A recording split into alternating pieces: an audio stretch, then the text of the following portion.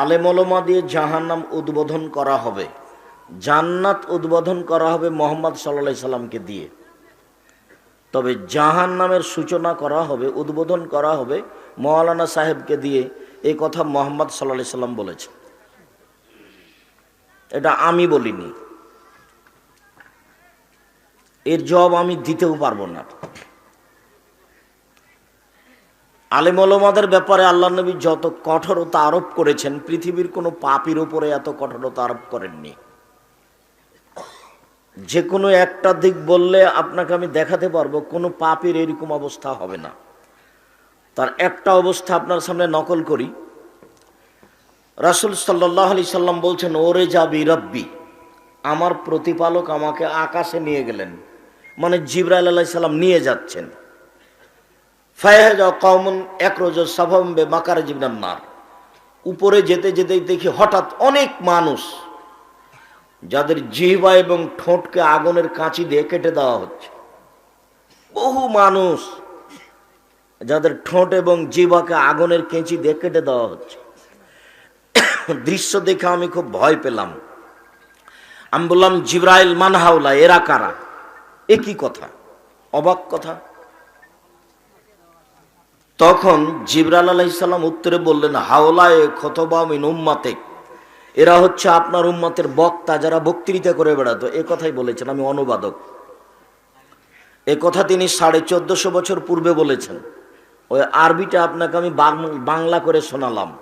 আর আপনি যদি নিজে বাংলা দেখতে চান, তাহলে যারা বই বিক্রি করেছে ওদের কাছে একটা বই দেখেন, বইয়ের নাম বক্তা শ্রোতার পরিচয়। এক বাক্য পড়া দরকার, কিনা দরকার। জীবনে কত বই কিনলেন, বঙ্কিমচন্দ্র আর রবীন্দ্রনাথ ঠাকুর আর শরৎচন্দ্র আর কত কি কিনলেন।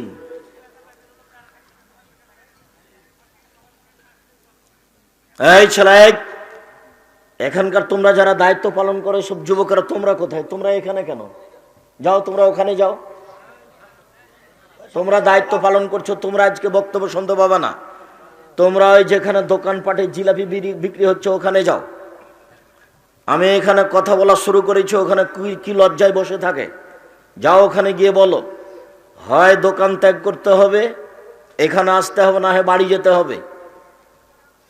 ওকে ওখানে বসে থাকার জন্য আজকে এই ব্যবস্থা করা হয়েছে। আমি আব্দুর রাজ্জাক বিন ইউসুফ এখানে এসেছি, আপনি দোকানে বসে থাকবেন এই জন্য?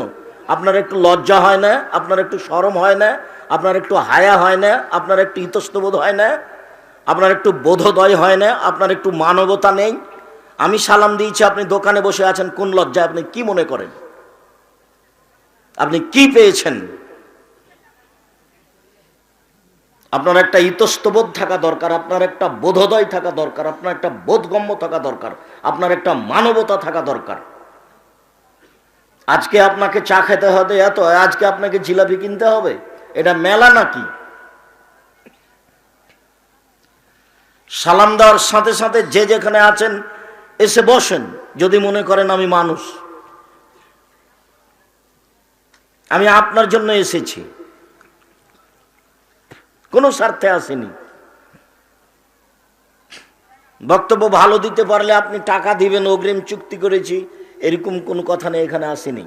31 বছর জীবনে কোনোদিন কারোর কাছে পথ খরচ পাত হয়ে চেয়েছি, এটা প্রমাণ হয়ে গেলে আমি আব্দুর রাজ্জাক বিন ইউসুফ আর কোনোদিন বক্তব্য দেব না। তা আপনি কোন শরমে ওখানে বসে থাকেন? আপনি মহিলা মানুষ, বাড়ি চলে গেলেন কেন? ঢং ঢং করে এসেছেন, আবার ঢং ঢং করে চলে গেলেন। যাবেন কেন? আমি তো আপনার জন্য এসেছি, আপনি জানেন যে আব্দুর রাজ্জাক এসেছেন। তা আপনি রাস্তায় চলে যাচ্ছেন, বাড়ি যাচ্ছেন কেন? আপনি কি করবেন? কয়টা টিভি রেখেছেন বাড়িতে? দিনরাত ল্যাংটা মেয়েকে দেখে আপনার স্বাদ মেটে না? চক্ষু ঠান্ডা করে, কলেজা ঠান্ডা করে। আজকে আমি বক্তব্য দিব, তবু ওই ল্যাংটা মেয়েকে দেখার জন্য স্বাদ জাগছে। আপনি মহিলা মানুষ, আপনি গেলেন কেন? আপনার জন্য তো আমি এসেছি।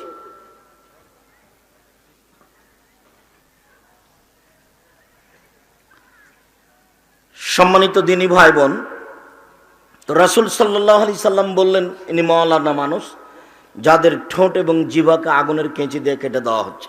পৃথিবীর কোনো পাপীর ঠোঁট এবং জিহ্বা আগুনের কেঁচি দিয়ে কেটে দেওয়া হবে না, আলেম ছাড়া। এমন কোনো পাপী পৃথিবীতে নেই যার শাস্তি এরকম।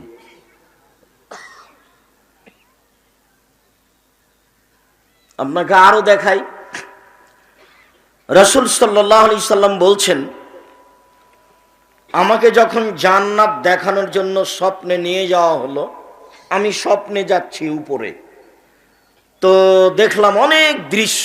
তার একটা দৃশ্য দেখলাম যে একজন মাওলানা সাহেবকে চিৎ করে ফেলে দেওয়া হয়েছে, আর পাথর থেকে পাশ থেকে পাথর মেরে তার মাথাকে একবারে ভেঙে চৌচির করে দেওয়া হচ্ছে।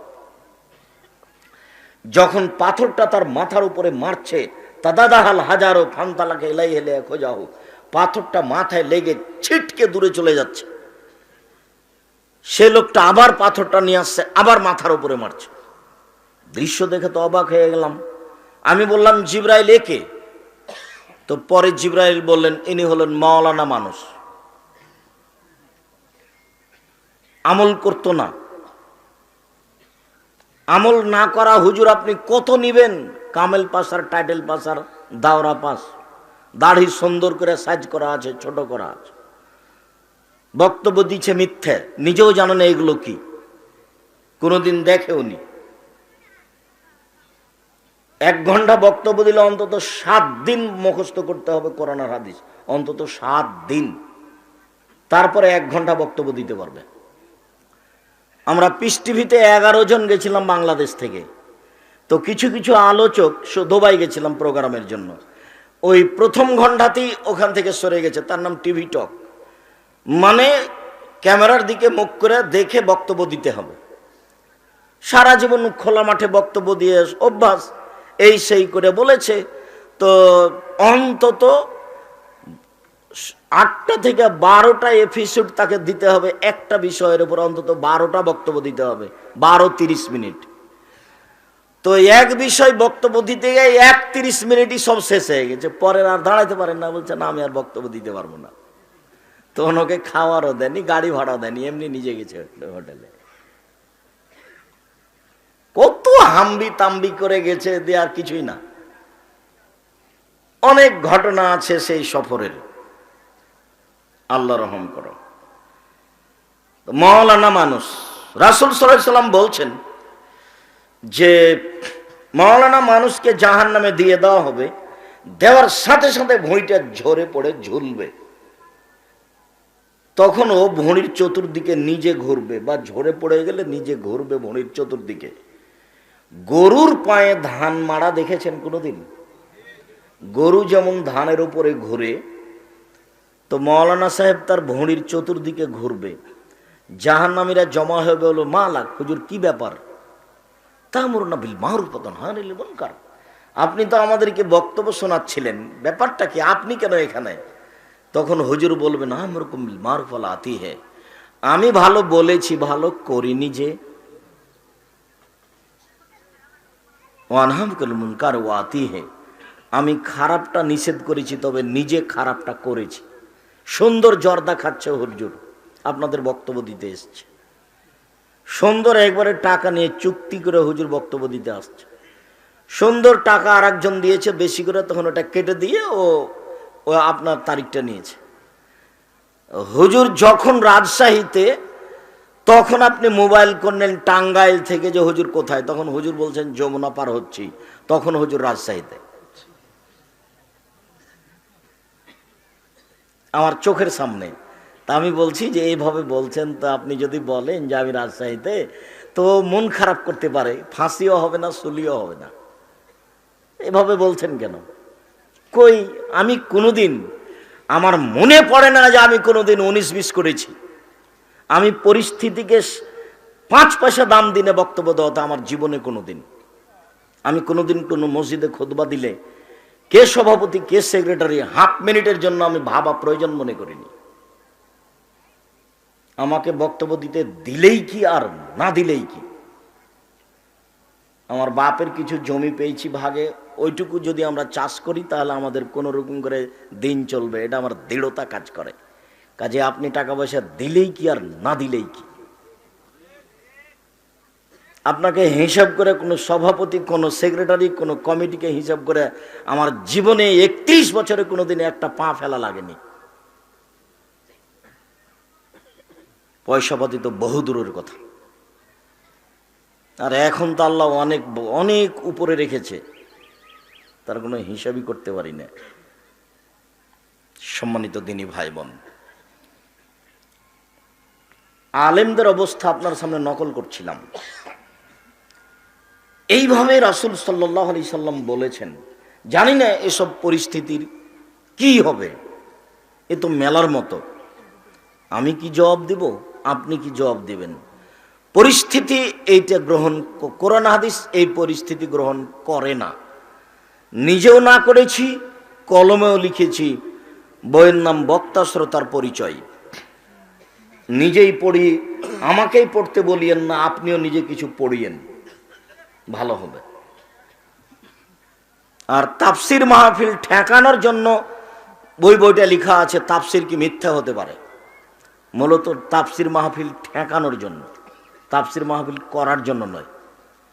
ওইসব জুলেখার কাহিনী জানে না আসলে ঘটনা কি, এমনিতে এইসব জুলেখার কাহিনী বলছে। ও দাউদ আলাইহিস সালামের ঘটনা জানে না সত্য না মিথ্যা, এমনিতেই বলছে। ও আইয়ুব আলাইহিস সালামের শরীরে পোকা হয়েছে কি না তার জানা নাই, ও এমনিতেই কাহিনী বলছে। আইয়ুব আলাইহিস সালামের স্ত্রী কোথাও মাথার চুল কেটে দিয়ে ধরা পড়েছিল কি না এই ইতিহাস তার জানা নাই, সে এমনিতেই বলছে।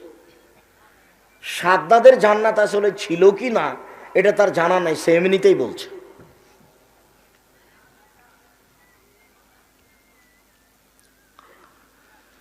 কাজেই বক্তব্য এরকম নয়, বক্তব্য হচ্ছে কোরআন এবং সহিহ হাদিস। 7 দিন যাবত মুখস্থ করতে হবে, মুখস্থ করে আপনার সামনে অনুবাদ করতে হবে। এর নাম হলো দাওয়াত। মানুষ হেদায়েত হোক আর না হোক। তবে কোরআন হাদিসের কথা বললে মানুষ শোনে ও মানে, এইটা আমি তার বাস্তব প্রমাণ আমি দেখতে পাই। হাজারো মানুষ বলে সেদিন থেকে আমি প্যান্ট কেটে ছোট করেছি, টাকনোর উপরে করেছি। টাকনোর নিচে প্যান্ট পরলে আমি জেনা করিনি, চুরিও করিনি, টাকনোর নিচে প্যান্ট পরেছি। কারো টাকা দিয়ে কাপড় কিনিনি, নিজে টাকা দিয়ে কাপড় কিনেছি। টাকনোর নিচে প্যান্ট পরেছি, তাতে লোকের কি? আমি চুরিও করিনি, জেনাও করিনি, কাউকে মারিও নি, আমি জোর করে নির্বাচনে ভোটও নিনি, কিন্তু আমি টাকনোর নিচে প্যান্ট পরেছি। অবাক কথা, আমাকে জান্নাতে দেওয়া তো বহু দূরের কথা, বিচারের মাঠে আমার দিকে আল্লাহ দেখবেনই না। আরে অন্তত দেখেন যে আমি কত বড় পাপী। তো আল্লাহ বলছে না, তোমাকে আমি দেখবই না। আমি কি এমন বড় পাপ করলাম? মানে টাকনোর নিচে প্যান্ট পরলাম, এটা কি হয়ে গেল? এইটা এত বড় হলো কেন? আমি তো নিজের টাকা দিয়ে কাপড় কিনেছি, টাকনোর নিচে প্যান্ট পরেছি, তাতে কি হবে? চুরি তো করিনি, জেনা তো করিনি, ডাকাতি তো করিনি, সুদ তো খাইনি, জমি তো জোর করে দখল করিনি, পিটিয়ে তো নির্বাচনে আসেনি, লাঠি দিয়ে তো নির্বাচনে আসেনি, লাঠি দিয়ে তো রাস্তায় চলি না। শুধু প্যান্টটা টাকনোর নিচে রেখেছি, তাতে কি হলো? আমার সাথে আল্লাহ বিচারের মাঠে কথাই বলবেন না। অবাক। এইটা কি? এইটা হলো মনের সাথে জড়িত পাপ, যার কারণে মন যেখানে চলে শরীয়ত সেখানে চলে না। আল্লাহ নবী বলছেন, হজবাতিন নার বিশাহওয়াত ও হজবাতিল জান্নাতুল মাকারিম, প্রবৃত্তি দ্বারা জাহান্নাম ঘেরা আছে, আর নিয়ম নীতি কষ্ট ক্লেশ দ্বারা জান্নাত ঘেরা আছে। জান্নাত মানে নিয়ম নীতি, কষ্ট, ব্যথা, সমস্যা, অনেক কিছুর নাম জান্নাত। আর মন মতো চলো জাহান্নাম। টাকনো নিচে প্যান্ট পরে যে মন মতো চলে সে, দাড়ি চাঁচে যে মন মতো চলে সে, দোকানে বসে আড্ডা পিটে যে মন মতো চলে সে, বদনাম করে যে মন মতো চলে সে, নগ্ন পোশাক পরে যে মন মতো চলে সে, মাথার চুল দেখিয়ে যেসব মহিলারা চলে যারা মন মতো চলে তারা, ছোট ব্লাউজ পরে যারা মন মতো চলে তারা, রাস্তাঘাটে পুরুষের পোশাক পরে চলে যারা মন মতো চলে তারা, হাট বাজার নিজেই করে স্বামী বেটা বাদ দিয়ে, এরা মন মতো চলে। মন মতো চলে যারা জাহান্নামে যাবে তারা। এ কথা আমি বলিনি, এ কথা মুহাম্মদ সাল্লাল্লাহু আলাইহি সাল্লাম বলছেন। হজিবাতিন নার বিশাহওয়াত, মনের ইচ্ছা দ্বারা জাহান্নাম ঘেরা আছে। জাহান্নাম রেডি করে আল্লাহ বলছেন, জিবরাইল জি যাও তো একটু জাহান্নাম দেখে আসো তো কেমন হয়েছে। তো জাহান্নাম দেখে এসে জিবরাইল বলছেন, ওয়া ইজ্জাতিক ওয়াইরথে ওয়া মাকানিক ওয়া জালালিক, তোমার মর্যাদার কসম করে বলছি, তোমার সম্মানের কসম করে বলছি, তোমার ইজ্জতের কসম করে বলছি। হায় হায় হায় হায় হায় করেছে কি ইয়াকুলু বাজাল বাজ, জাহান্নামের একদিককে আর একদিক ধরে খাচ্ছে, আগুন ঝাপটা মেরে এইদিকে যাচ্ছে, এই দিকের আগুন ঝাপটা মেরে এইদিকে যাচ্ছে। করেছো কি? এখানে কি মানুষ প্রবেশ করবে? এটা কথা হলো? মানুষকে শাস্তি দেওয়ার জন্য এরকম ব্যবস্থা করতে হবে?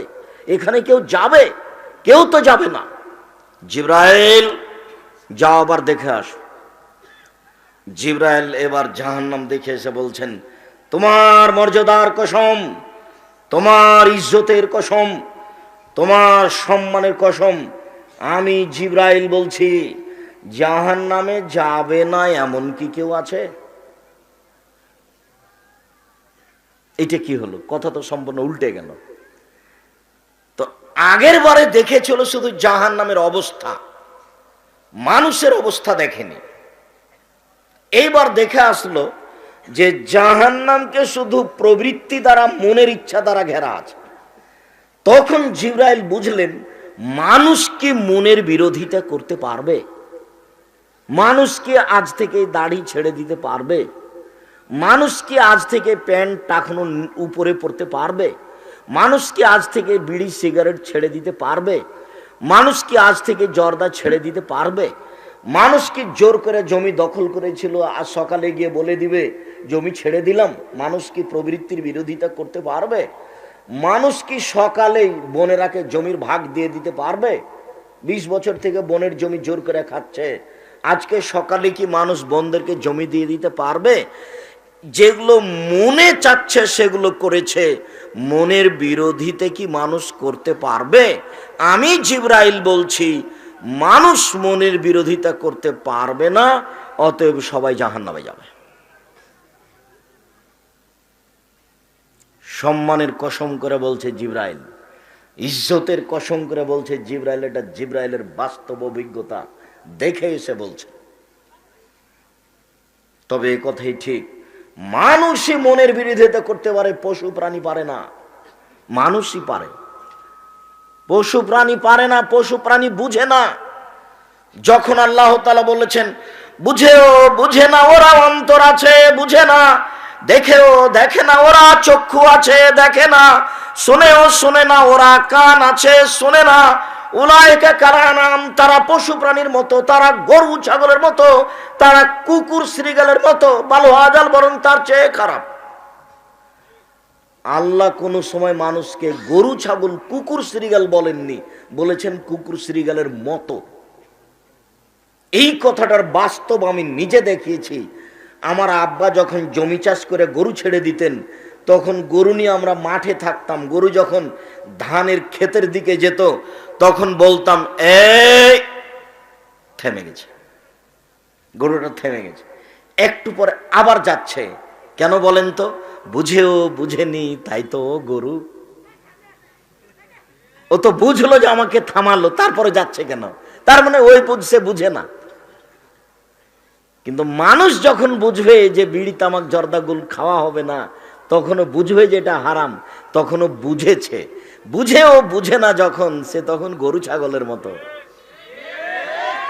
বুঝেও বুঝে না যে সে গরু ছাগলের মতো, তার মানে গরু বুঝলো না। আমি বললাম যখন আমার কত দিনের এটা দেখা আছে, ও তো আর আমি জানতাম না যে কোরআন হাদিস আল্লাহ এভাবে বলেছেন। কত দিনের আমার দৃশ্য মনে আছে, যখন বলেছে তখন থেমে গেছে, একটু পরে গরুটা আবার যাচ্ছে। তার মানে বুঝেও বুঝে নিও তাই তো গরু। যখন মানুষ বুঝলো এটা হারাম, এরপরেও যদি করে, তখন তার চাল চলন হয়ে গেছে গরু ছাগলের মতো।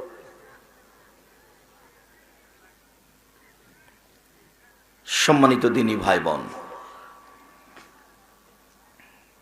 জাহান্নাম মানুষের অপেক্ষায় আছে। জাহান্নাম মানুষের শত্রুতা, সেদিন বলছিলাম। জাহান্নাম থেকে বাঁচতেই হবে যে কোনো মূল্যে, তার একটা বড় মাধ্যম আজকের আলোচনা। যে কোনো মূল্যে জাহান্নাম থেকে বাঁচতেই হবে। প্রত্যেকটা মানুষের প্রয়োজনীয় জিনিস আছে, প্রয়োজন আছে।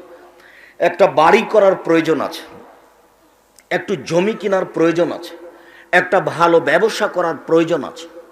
প্রত্যেকটা মানুষ তার প্রয়োজন পূরণ করার জন্য এই সময়টা বাছাই করবে, সে আলোচনা, এই পথ অবলম্বন করবে, সে আলোচনা আজকের আলোচনা।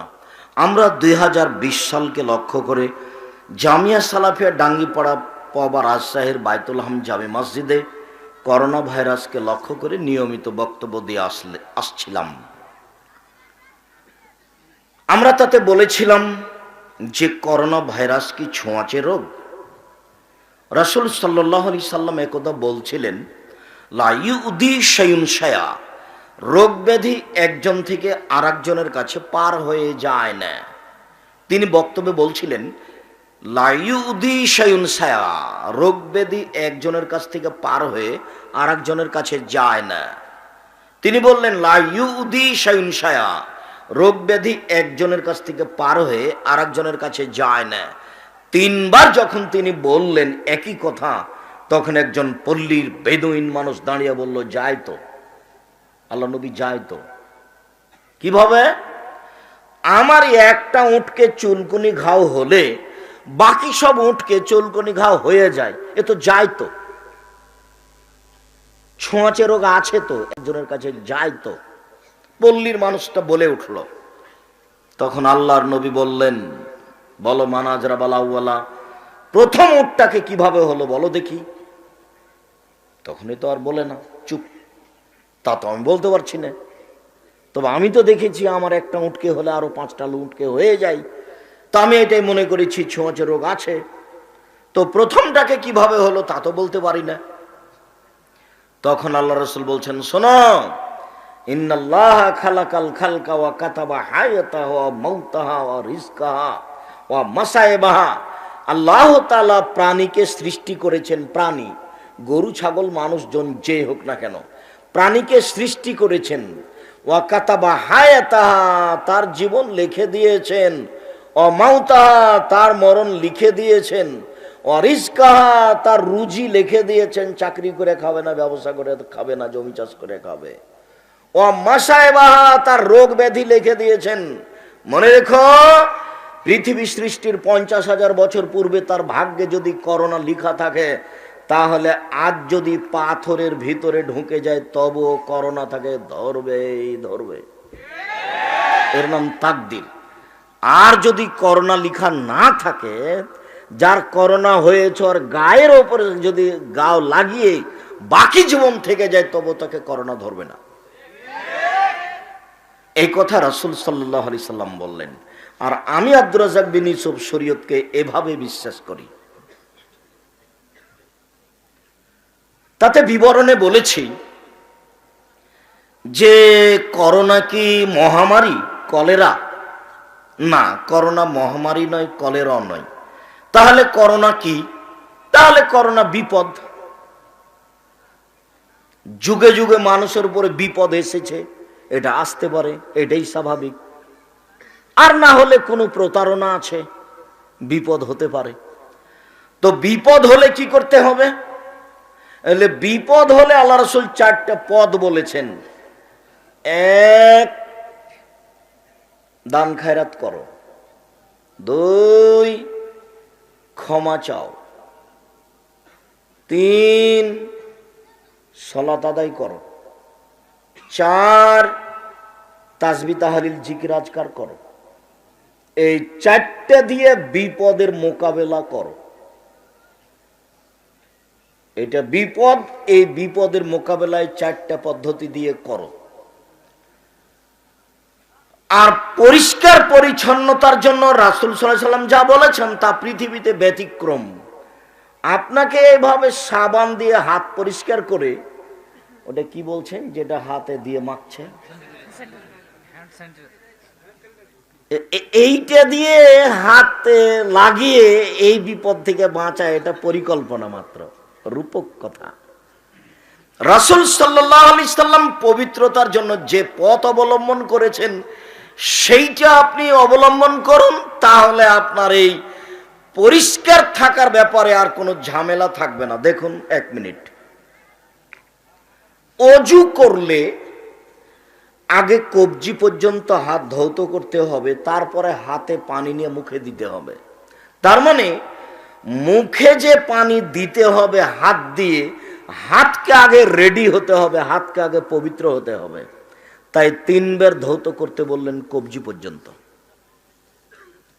এখন হাতটা রেডি হয়েছে, প্রস্তুত এখন হাত, এই হাত দিয়ে মুখে পানি দেওয়া যাবে। একটু পরে কিন্তু হাত ধোয়া পড়বে। যখন আপনি কোনই পর্যন্ত ধৌত করবেন তখন কিন্তু কবজিও ধোয়া পড়বে। তাহলে আমি যে আগে ধুয়ে নিলাম, তাহলে কি কাজটা ফালতু কাজ হলো? জি না। মুহাম্মদ সাল্লাল্লাহু আলাইহি সাল্লাম বলেছেন হাতকে আগে পরিষ্কার হতে হবে, মুখে পানি দেওয়ার যোগ্য হতে হবে। পরিষ্কার পরিচ্ছন্নতা উজুর পথ ও পন্থা সবচেয়ে দামি পন্থা, সবচেয়ে উত্তম পন্থা। পেশাব পায়খানা করলে পানি খরচ করে মাটিতে হাত মেজে হাত পরিষ্কার করতে হবে, তারপরে উজু করতে হবে। এটা কেন? পৃথিবীতে এমন কোনো বিধান নেই যে বিধান এই পদ বলে গেছে, মুহাম্মদ সাল্লাল্লাহু আলাইহি সাল্লাম যা বলেছে। ঘুম থেকে উঠলেই দাঁত পরিষ্কার করতে হবে কেন?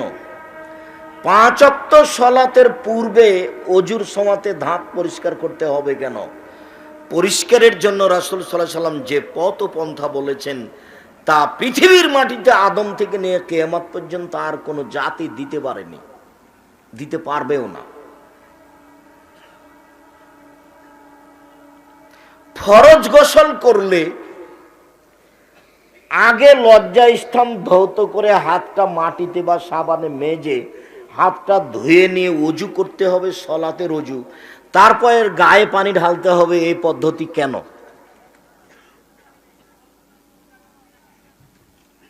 শুনুন, একজন ঋতুবতী মহিলা হায়েজ হয়েছে, তাকে পবিত্র হওয়ার জন্য এইভাবে অজু করতে হবে কেন? প্রতিদিন একবার গোসল করতে হবে, অন্তত জুমার দিন জরুরি, এই কথা কেন? যে লোকটা মারা গেছে তাকে গোসল দিতে হবে, যে গোসল দিয়েছে তাকেও গোসল করতে হবে কেন? আপনাকে আমি বুঝাতে অক্ষম যে ইসলাম ধর্ম পরিষ্কার পরিচ্ছন্নতার ব্যাপারে কত সতর্ক। সর্বপ্রথমে যখন এইটা দেখা দিল, তো আমি ব্যাংকে যাচ্ছি একটু কাজের জন্য, তো আমি তো অজু করে 2 রাকাত সালাত আদায় করে বাড়ি থেকে বের হয়েছি। এখন গেটে ছেলেটা বলছে একটু থামেন, একটু থামেন, আপনার হাতে এগুলো একটু মাখিয়ে দিই। আমাকে লাগবে না, থামো। তো ওরা বলতে থাকলো, আমি আগিয়ে গেলাম, তখন বলছে ইনি আব্দুর রাজ্জাক বিন ইউসুফ। অযথা এসব কিছু বলে লাভ নেই।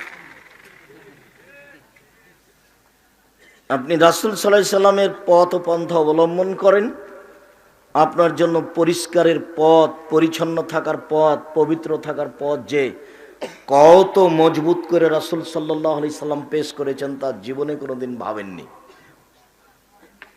পেশাব পায়খানা করলেই পানি খরচ করে হাত মাজতে হবে কেন? কে বলেছে? বায়ু আসলেই অজু ভেঙে যায়, তাকে আবার অজু করতে হবে কেন? কে বলেছে এটা? বায়ু আসলো এক অঙ্গ দিয়ে আর অজু করতে হচ্ছে আর এক অঙ্গে, অবাক কথা। কি হিসাব? ঘুম থেকে উঠলে দাঁত পরিষ্কার করতে হবে কেন? কি হিসাব? ঋতুবতী মহিলা ঋতু থেকে পবিত্র হলে তাকে গোসল করতে হবে কেন? কি হিসাব? আবার আল্লাহ রাসূল বলছেন, শোনো, মানুষ ঘুম থেকে উঠে সরাসরি তার হাতটা পানিতে ডুবাতে পাবে না। বালতিতে পানি আছে টয়লেটে, আপনি ঘুম থেকে উঠে হাতটা পানিতে ডুবিয়ে দিতে আল্লাহ রাসূল কঠিনভাবে নিষেধ করেছে। আগে কিছুটি পানি নিয়ে হাতটা ধুয়ে নাও, হাতটা ভালো করে ধুয়ে নেওয়ার পরে পানিতে হাত দিয়ে পানি উঠে অজু করবে বা গোসল করে যায়। এটা কেন? এরকম কথা বললেন কেন তিনি? যে আগে হাত ধুয়ে ঠিক করে নাও, তারপরে পানিতে হাত ঢোকাবা। বদ্ধ পানিতে পেশাব করতে তিনি নিষেধ করলেন কেন? পুকুরের পানিতে পেশাব করা যাবে না। যদিচ মহিলাদের বৈশিষ্ট্য, যদি পুকুরে নেমে গোসল করে, নামার সাথে সাথে তাকে আগে পেশাব করতে হবে, এটা তার শারীরিক গতি অভ্যাস হয়ে গেছে। যদি পুরুষও তাই হয় তাহলে তাকে ফিরে আসতে হবে।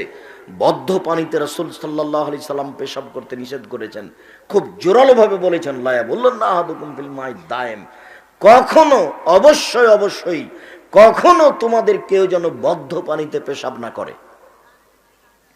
বদ্ধ পানিতে পেশাব করলে কি হবে, কেন তিনি নিষেধ করলেন? এরই নাম হচ্ছে ধর্মীয় পবিত্রতা। কে পড়ে, কে দেখে, কে পড়ে, কে জানে। পশু প্রাণীর মতো জীবন কাটে, মানুষ যা বলে তাই নিয়ে মানুষ ছোটে। ধর্ম পাগল হয়ে গেছে। ধর্ম বক্তার কথার উপরে চলে, ধর্ম এখন সমাজের নেতার উপরে চলে। উনি যেমন বলেন ধর্ম তেমন হয়ে গেছে। মুফাসসির সাহেব যেভাবে বলেন ধর্ম তেমন হয়ে গেছে। ধর্ম তেমন হয়নি, তার নিজ স্থানে আছে। কিয়ামত পর্যন্ত তার নীতি গতি পরিবর্তন হবে না, মানুষ হতে পারে।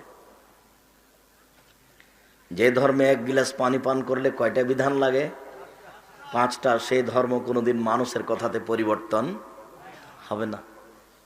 মানুষ বক্তব্য দেওয়ার এক পর্যায়ে বলছে ভালো থাকুন। আমি কি আল্লাহ যে ভালো থাকবো? আপনি একটু আমাকে বলতে পারেন না যে আল্লাহ আপনাকে ভালো রাখুক? মানে কথাটাই শিরক। আচ্ছা ধন্যবাদ, আপনারা ভালো থাকুন। আর ওরা আল্লাহ হয়ে গেছে কখন কখন, বলছে আপনারা ভালো থাকুন। ও কি দিয়ে ভালো থাকবে? ও কি আল্লাহ নাকি?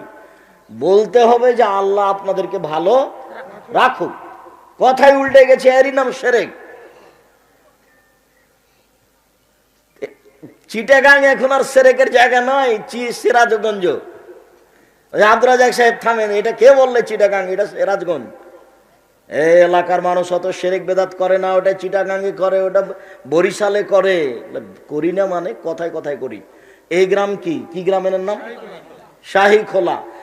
শত মহিলা আছে স্বামী মারা যাওয়ার সাথে সাথে নাক ফুল খুলে দিয়েছে। তাড়াতাড়ি খুলো বুবু, মার স্বামী মরার সাথে সাথে মহিলার ওর পিছনে লেগেছে, তাড়াতাড়ি নাক ফুল খুলো। আরে নাক খুলে কি করলো?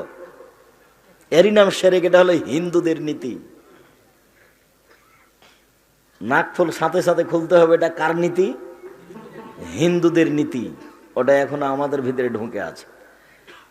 4 মাস 10 দিন মহিলারা স্বামী মারা গেছে কোথাও ঘুরতে বেড়াতে যেতে পাবে না, সাজগোজ নতুন পোশাক পরতে পাবে না, তার নাম শোক। স্বামী মারা গেলে শোক পালন করতে হয় 4 মাস 10 দিন। আর মুসলমান মারা গেলে আর একজন শোক পালন করবে 3 দিন, যদিও আপনাদের অনেক দিন।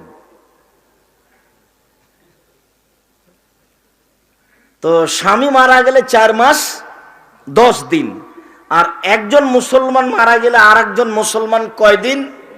3 দিন। তো শোক পালন মানে নাকের ফুল খুলে দিতে হবে, এইটা কোন শোক পালন? শোক যে আগে থেকে চলে আসছে, মানে আরো আছে, কত আছে তার কোনো হিসাব নাই। সন্ধ্যা হওয়ার সাথে সাথে বাল্ব জ্বেলে দিচ্ছে, আলো লাগাতে হবে, বাতি জ্বালাতে হবে, ল্যাম্পো জ্বালাতে হবে। আমি দেশ ট্রাভেলসে আছি, তো সূর্য ডুবার সাথে সাথে গাড়িতে আলো জ্বলে উঠলো। আমি বললাম, এই ছেলে শোনো, এই সুপারভাইজার এদিকে আসো, তুমি এই সন্ধ্যা হওয়ার সাথে সাথে গাড়িতে আলো দিলে কেন? তো বলছে যে আমাদের মালিক বলেছেন সন্ধ্যা হওয়ার সাথে সাথে বাতি দিতে হবে, কেন একটু দেরি করেন। ঢোকার বের হওয়ার সময় বলছে কি শাহ মকদম পবিত্র ভূমি, শাহ মকদম রহমতুল্লাহ আলাইয়ের পবিত্র ভূমি। ওই যে ভূমি তো আল্লাহর গো, ওর কখন থেকে হলো? এটা পরিবর্তন করতে পারো না বলে এটা আমাদের মালিকে বলেছে। এই যে তোমরাই বেশ অনুগত, আমি তো জামিয়া সালাফিতে এরকম অনুগত মানুষ কম দেখি গো, তোমরা দেখি খুব ভালো অনুগত। বিমানবন্দরে ঢুকলে ওই ছেলেটা যে পরিষ্কার করে, হাতে একটা লাঠি থাকে, ডান্ডা, তো ডান্ডাটা নিয়ে দৌড়ে আসে আমার সাথে কথা বলার জন্য। তো বলছি ডান্ডাটা রেখে আসো না কেন? বলে ডান্ডাটা রেখে আসলে বেতন কেটে নেবে। নিয়ম কিছু মেনে এদেশেও চলে, যদি আমরা যেখানে আছি সেখানে চলা আমি দেখতে পাই না। রাজমিস্ত্রি, স্যানিটারি মিস্ত্রি, টিন মিস্ত্রি, কাঠ মিস্ত্রি, রং মিস্ত্রি, কত যে মিস্ত্রি জামিয়া সালাফিয়ায়, বহু প্রত্যেকদিন দিনে নিম্নে 20,000 থেকে ঊর্ধ্বে 50,000 1 লক্ষ টাকা বিল আছে। তাতে মানুষগুলোর কর্ম দেখে আর আমার খুব কষ্ট হয়। যে এভাবে ফাঁকি দিয়ে পয়সা উপার্জন করে বরকত হবে না, তো এরা বুঝে না, মনে করছে যে একটু সময় ফাঁকি দিলাম এটাই মনে হয় ভালো হলো, যে শরীরটাকে একটু দিলাম, আরাম দিলাম, কিন্তু এটা যে প্রতারণা, এতে যে রুজিতে বরকত হবে না এটাও বুঝে না। আপনি দেখতে পান না যে কোনো জায়গাতে একটা লোক ফুটপাথে কাপড় বিক্রি করছে, 300 টাকার দামের কাপড়ে 1000 টাকায় বিক্রি করে দিয়েছে, আর একবারে রাত 12টা পর্যন্ত ঘুমায় না, খুব লাভ হয়েছে, খুব লাভ হয়েছে, খুব খুশি। আপনি 2 মাস পরে দেখেন দোকানটাই নাই, তার ওটাও হারিয়ে গেছে। তার মানে এর নাম প্রতারণা করে ব্যবসা চলে না। সম্মানিত দিনী ভাই বোন, বলছিলাম পরিস্থিতিকে লক্ষ্য করে জিকির আজকার, ক্ষমা চাওয়া, দান খায়রাত করতে হলে আগে 2 রাকাত সালাত আদায় করতে হবে। 2020 সালের করোনা ভাইরাসকে লক্ষ্য করে বাইতুল হারাম জামে মসজিদে ধারাবাহিক আলোচনার প্রারম্ভের আলোচনা ছিল 2 রাকাত সালাত, প্রয়োজনীয় 2 রাকাত সালাত, তারপর ফরজ সালাত। ফরজ সালাতের ধারাবাহিকতায় চলছিল একের পর এক আলোচনা।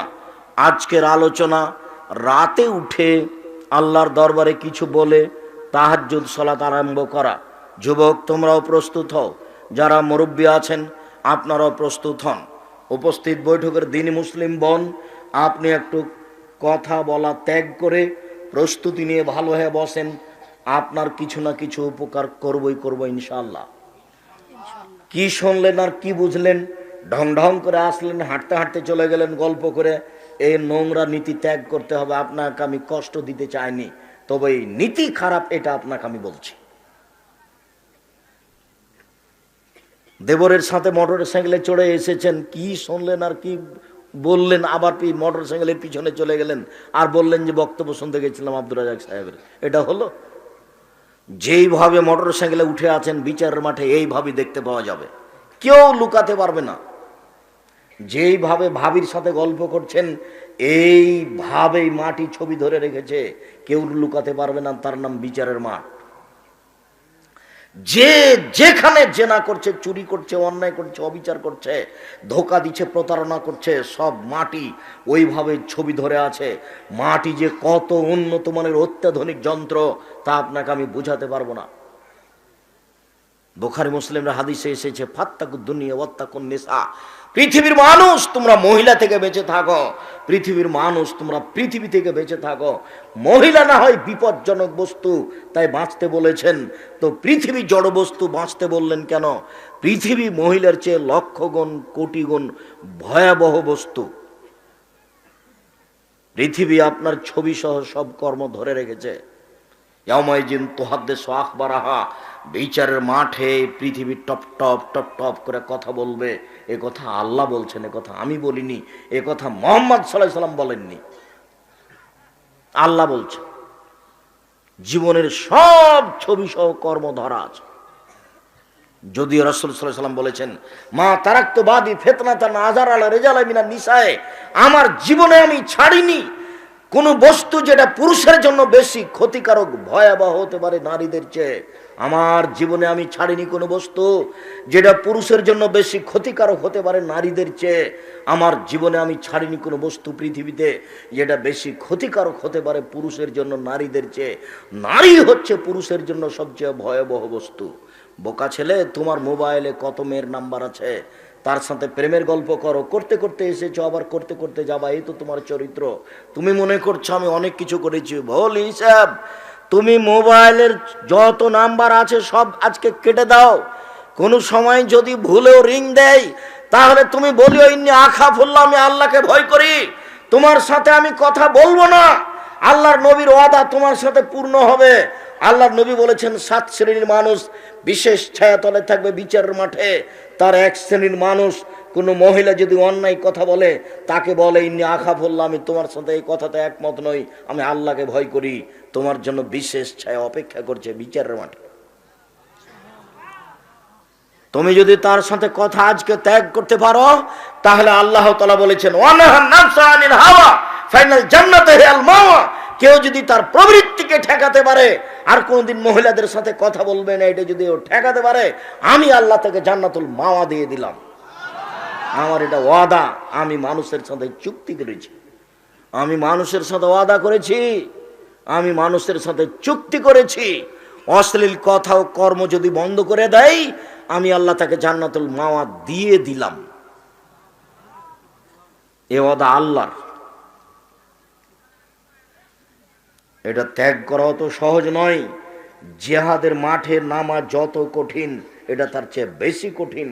জিহাদের মাঠে মরে যাব, এই জিহাদ যত কঠিন, আল্লাহ রাসূল বলছেন আফজালুল মুজাহিদ মা ইউজাহিদু নাফসাহু, সবচেয়ে উত্তম ভালো মুজাহিদ জিহাদকারী হচ্ছে সেই যে আত্মার বিরুদ্ধে জিহাদ করতে বলে। আপনি এখান থেকে তওবা করে উঠেছেন, বাড়িতে যান, যখন ঘুমাবেন রাত 2টার সময়তে, তখন আপনি ওয়াদা করেছেন আমার সাথে, এইখানে আল্লাহর সাথে ওয়াদা করেছেন আর মেয়েটার সাথে কথা বলবো না।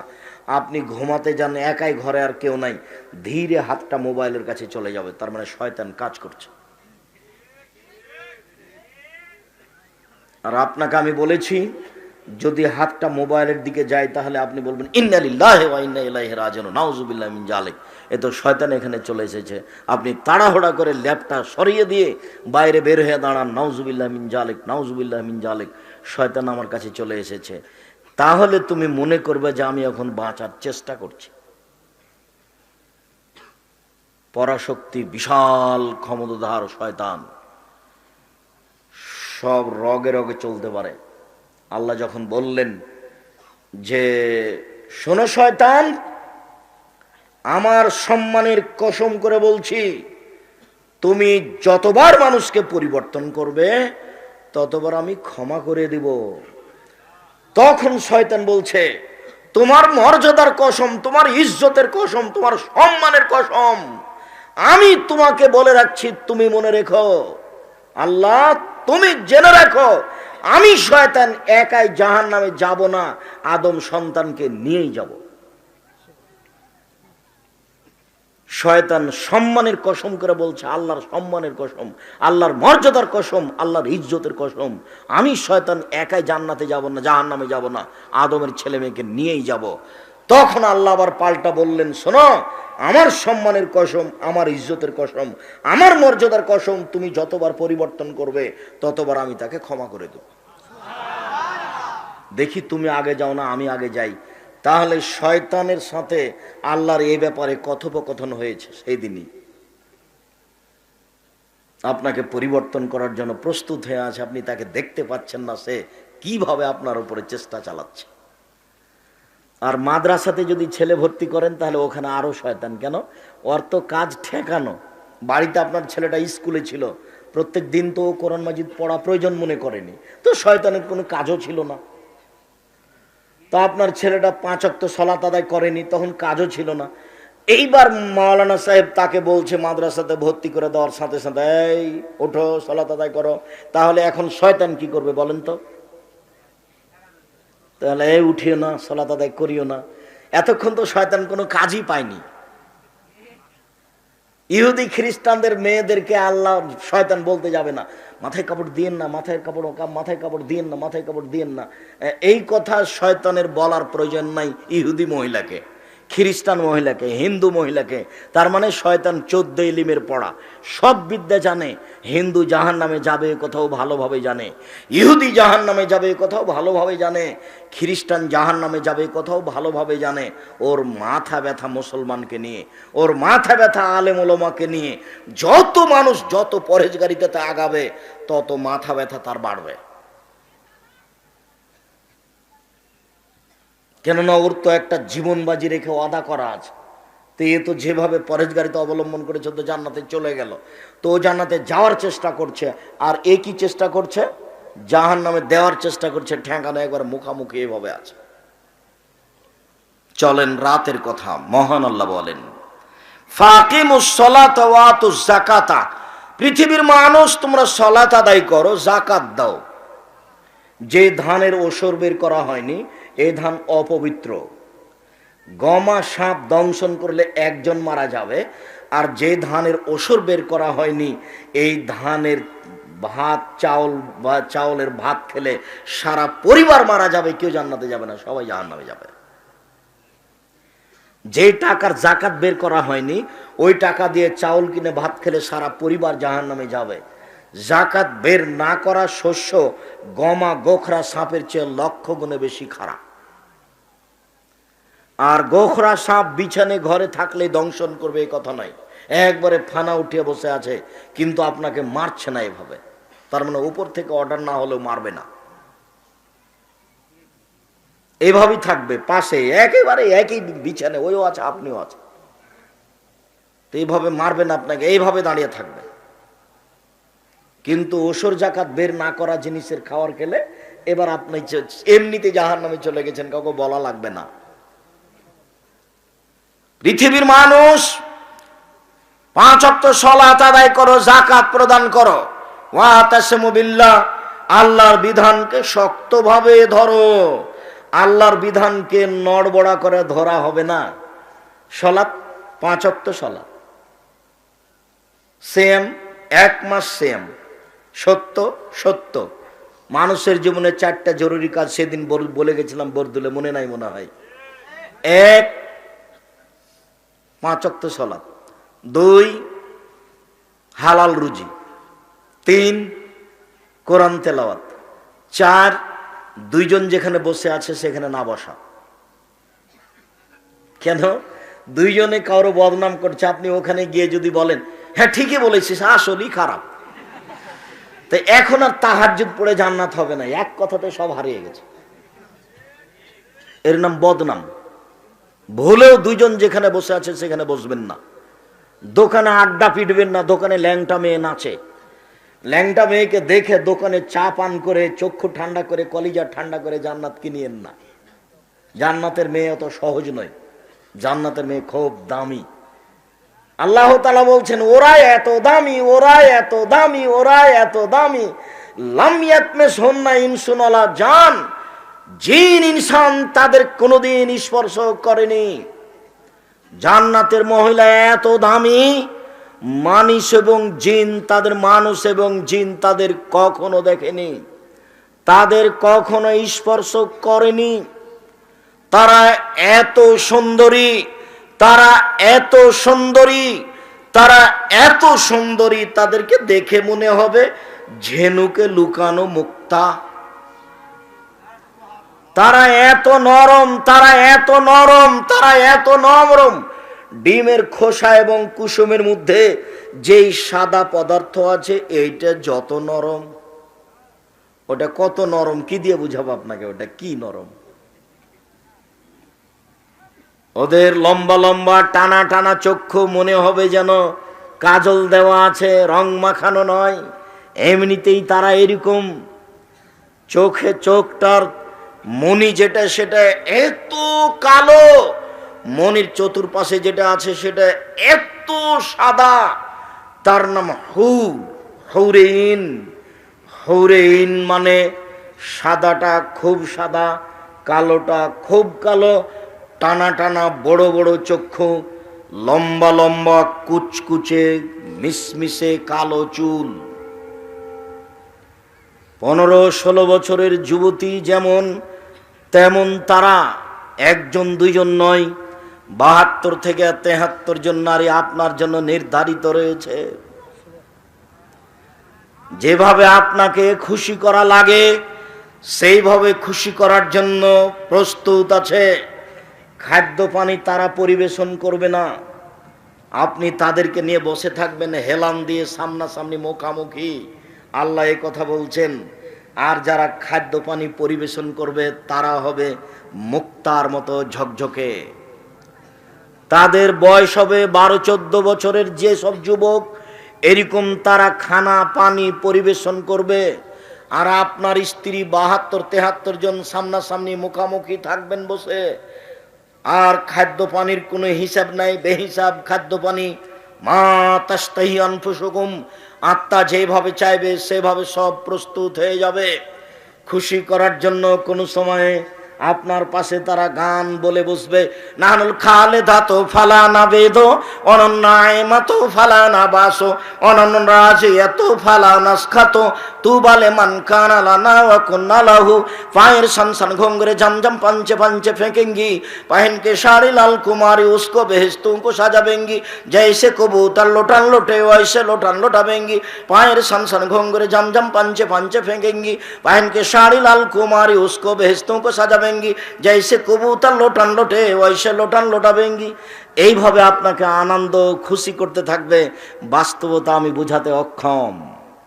আল্লাহ তাআলা বলেন হাদিসে কুদসি, আদাতু লিবাদিয়াস সলিহিনা, আমি আমার ভালো বান্দা বান্দি দাস দাসীর জন্য এত উন্নত মানের থাকা খাওয়ার ব্যবস্থা প্রস্তুত করেছি, এত উন্নত মানের নারীর ব্যবস্থা করেছি।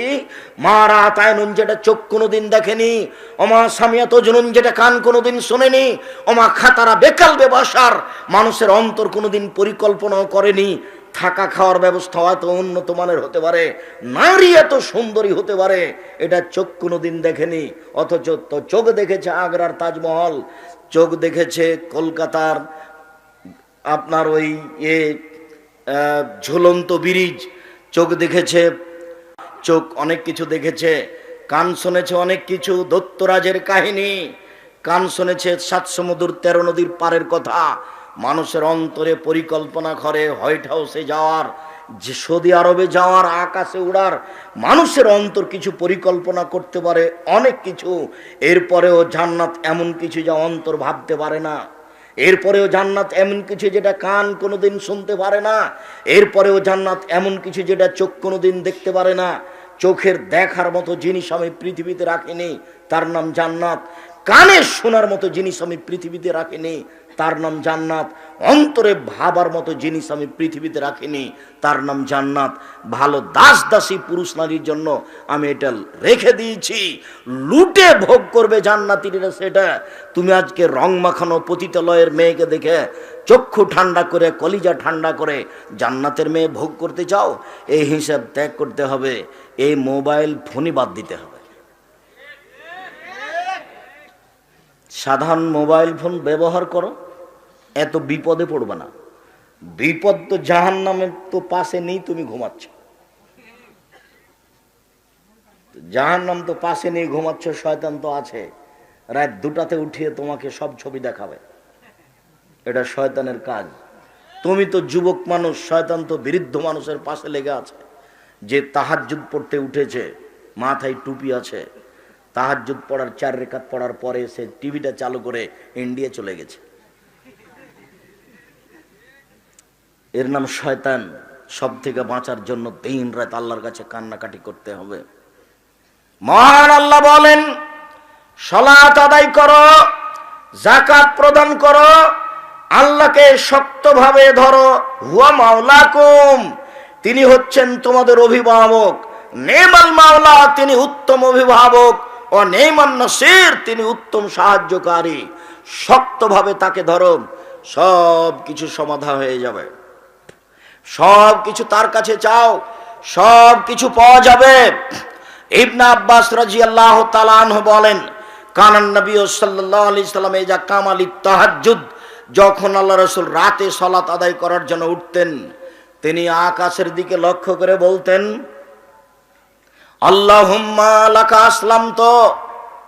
আকাশের দিকে লক্ষ্য করে তিনি বলতেন, আল্লাহুম্মা লাকাল হামদ, হে আল্লাহ প্রশংসা তোমার। আনতা কাইয়ুমুস সামাওয়াতি ওয়াল আরদি ওয়া মান ফিহিন্না, তুমি আসমান জমিন এবং আসমান জমিনের মধ্যে যা কিছু আছে সব প্রতিষ্ঠা করেছো তুমি। ওয়ালাকাল হামদ, প্রশংসা তোমার। আনতা নূরুস সামাওয়াতি ওয়াল আরদি ওয়া মান ফিহিন্না, তুমি আকাশ জমিনের আলো এবং এর মধ্যে যা কিছু আছে সব কিছুর আলো তুমি। ওয়ালাকাল হামদ, প্রশংসা তোমার। আনতা মালিকুস সামাওয়াতি ওয়াল আরদি ওয়া মান ফিহিন্না, তুমি আকাশ জমিন এবং এর মধ্যে যা কিছু রয়েছে সব কিছুর মালিক তুমি। ওয়ালাকাল হামদ, প্রশংসা তোমার। অলাকাল হামদ, প্রশংসা তোমার, আনতাল হক, তুমি সত্য, ওয়াদাকাল হক, তোমার ওয়াদা সত্য, ওয়া লেকাওয়া হাক্কুন, বিচারের মাঠে তোমার সাথে সাক্ষাৎ হবে এইটাও সত্য, ওয়াল জান্নাত হাক্কুন, জান্নাত সত্য, ওয়ান নারু হাক্কুন, জাহান্নাম সত্য, ওয়ান নাবিয়ুনা হাক্কুন, নবীগণ সত্য, ও মুহাম্মাদুন হাক্কুন, মুহাম্মদ সত্য, ওয়াস সাআতু হাক্কুন, কিয়ামত সত্য। আল্লাহুম্মা লাকা আসলামতু, হে আল্লাহ আমি তোমাকে মেনে নিয়েছি, ওবে কামান্ত, আমি তোমার উপরে ঈমান এনেছি, ওয়া আলাইকা তাওয়াক্কালতু, আমি তোমার উপরে ভরসা করেছি, ওয়া ইলাইকা হাকামতু, আমি তোমাকে বিচারক হিসাবে মেনে নিয়েছি, ওবে কামান্ত, ওয়া ইলাইকা আনাবতু, আমি তোমার নিকটে ফিরে এসেছি। আল্লাহুম্মা গফিরলি ফাগফিরলি, হে আল্লাহ তুমি আমাকে ক্ষমা করো। মা আল্লাহুম্মা আলান্ত, আমি যা প্রকাশ্যে করেছি, ওমা আসরারত, যা আমি গোপনে করেছি, আমি যা প্রকাশ্যে করেছি, আমি যা গোপনে করেছি, ওমান তাআলামু বিহি মিন্নি, আমার পাপের ব্যাপারে তুমি যত জানো সব তুমি ক্ষমা করে দাও।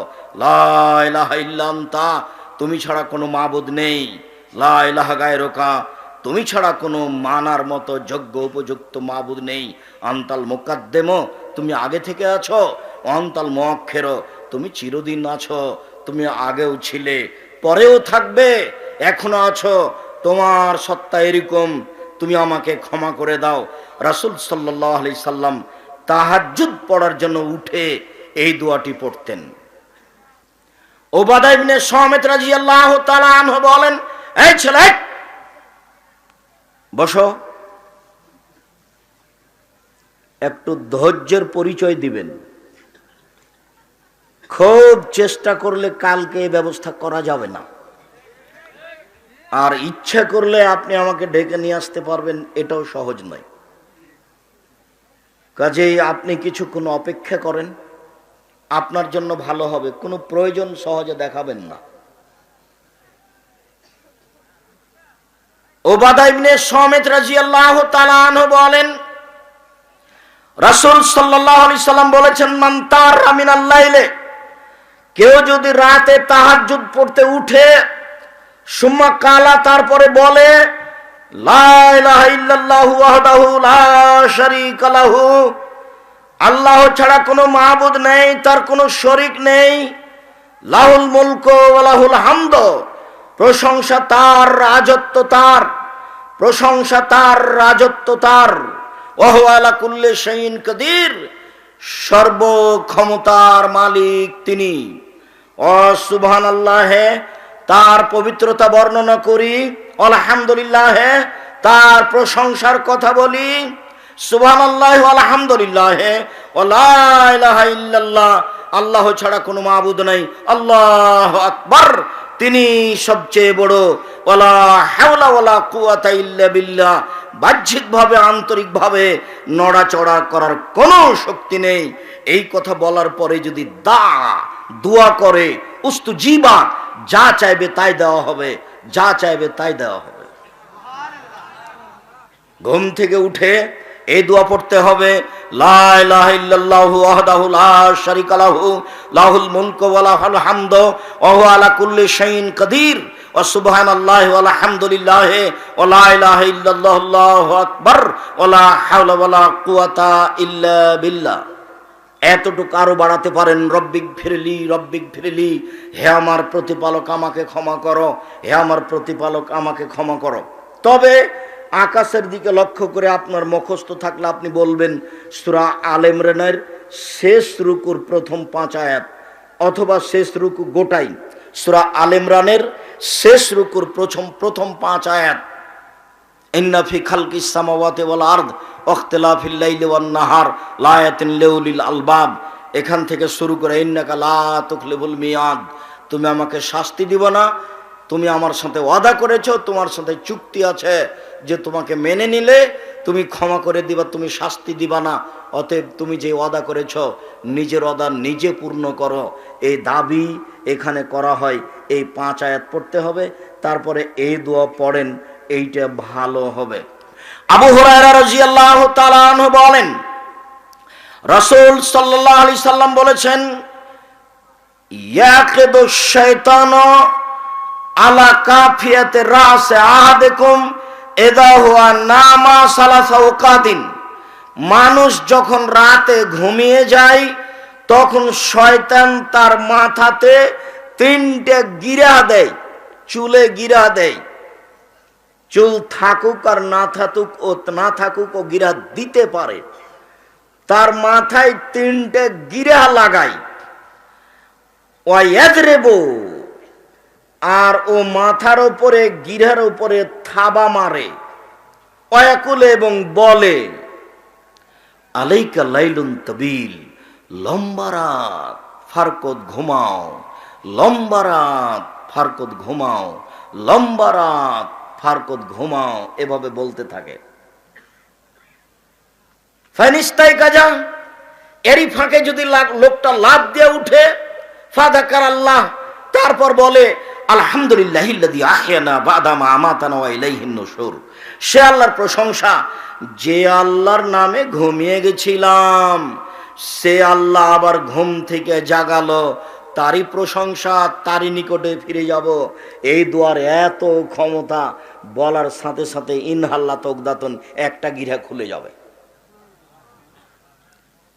ওয়াইন তাওয়াজ্জা, এখন যদি অজু করে ইনহাল্লা তকদাতন, তাহলে আরেকটা গিরা খুলে যাবে। ওয়াইন সাল্লাহ, এখন যদি সালাত আদায় করে ইনহাল্লা তকদা, তাহলে আরেকটা গিরা খুলে যাবে। ফাসবাহা, এখন যদি সকাল করে তাহলে নশিতান, উৎফুল্ল হয়ে, তাইয়্যিবান নফসে, পবিত্র আত্মা নিয়ে খুশি খুশি অবস্থায় ভালো চেহারায় সকাল করবে। অইল্লা, অন্যথায়, নইলে আসবাহা খাবিসান নফসে, অপবিত্র আত্মা নিয়ে উঠবে। কাসলানা, অলস হয়ে এই উঠছি, আর একটু পরে সকাল হলো, 8টা হয়ে গেল, তারপর উঠেছে, মেশাক নিয়েছে, পাউডার নিয়েছে, দাঁত কচলাচ্ছে, মুখখানটা ভ্যাংচা হয়ে আছে, মনে হচ্ছে যে কেমন কেমন লাগছে। কেন জানেন? আল্লাহ রাসূল বলছেন, বালা ফি উজনিহি শয়তান, ওর কানে ওর মুখে শয়তান পেশাব করে দিয়েছে। যা বলছি সব হাদিস, বুখারী মুসলিম। এই কথার ভিতরে কাঁটা ঢোকানোর মতো পৃথিবীতে মানুষের কোনো ক্ষমতা নেই। এর সাথে ওই কথা, যে কথা বহুদিন বলেছি, আম গাছে জাম ধরতে পারে, ধরে না, অমাবস্যার রাতে চাঁদ উঠতে পারে, উঠে না, সুঁয়ের ছিদ্র দিয়ে লাঙ্গলের ফাল ঢুকতে পারে, ঢোকে না, সুঁয়ের ছিদ্র দিয়ে লাঙ্গলের ফাল ঢুকে যেতে পারে, আম গাছে জাম ধরে যেতে পারে, অমাবস্যার রাতে চাঁদ উঠে যেতে পারে, এগুলো ঘটে যেতে পারে। আমি যা বললাম এতে সন্দেহ আছে বলে কিয়ামত পর্যন্ত চেষ্টা করলে সরিষা ঢোকানো যাবে না। যা বলছি তাই থাকবে। ওর মুখে ওর কানে পেশাব করে দিয়েছে শয়তান, এ কথাই ঠিক, আমি বলিনি, মুহাম্মদ সাল্লাল্লাহু আলাইহি ওয়াসাল্লাম বলেছে। এ বাক্য আমার নয়। অপবিত্র হয়ে মুখখান ভেঙচিয়ে খারাপ অবস্থায় কেমন কেমন লাগবে দেখে, এরকম অবস্থায় উঠবে। আপনি দেখেন যে সকাল 8টায় উঠেছে, দেখেন তার মুখখান, এটা দিন রাত আপনার সামনে। আপনার যদি না দেখা তার বউকে জিজ্ঞাসা করেন, তার বউ বলবে মুখখান যেন কেমন ভ্যাংচা হয়ে খারাপ হয়ে আছে। আর যদি সকালে উঠে যাই তাহলে মনে রাখবেন, যখনই উঠে আলহামদুলিল্লাহিল্লাযী আহয়ানা বাদা মা আমাতানা ওয়া ইলাইহিন নুশুর বলেছেন, তখন শয়তানের এক ক্ষমতা বাতিল।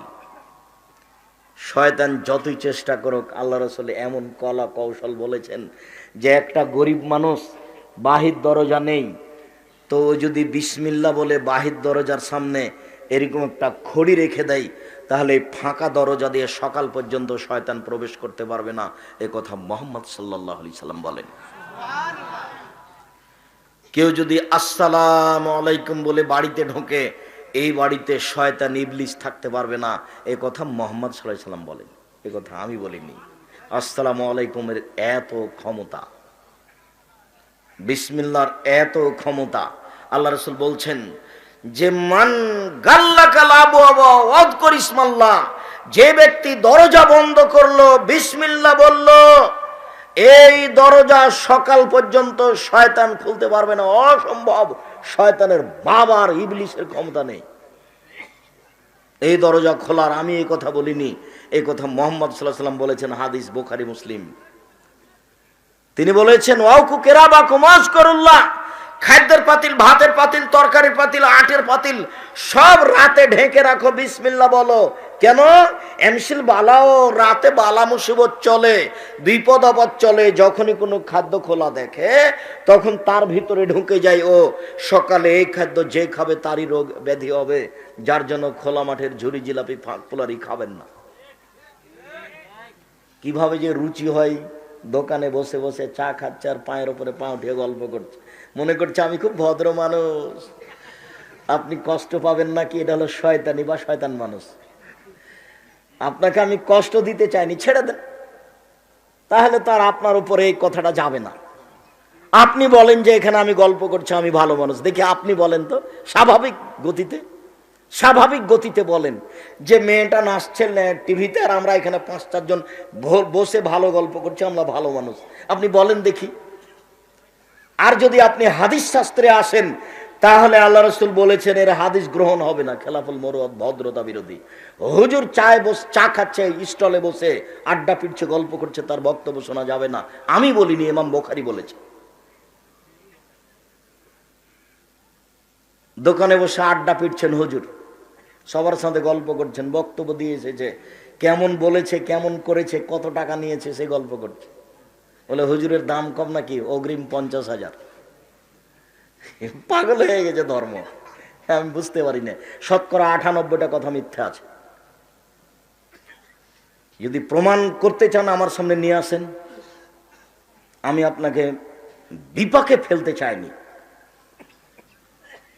আব্দুর রাজ্জাক সাহেব, এভাবে আপনি বলেন আল্লাহ আল্লাহর কসম, আল্লাহ আল্লাহর কসম, আল্লাহ আল্লাহর কসম, 90 সাল থেকে মাঠে আছি, 31 বছর থেকে আমি কোনোদিন অপ্রয়োজনীয় বাক্য বলিনি।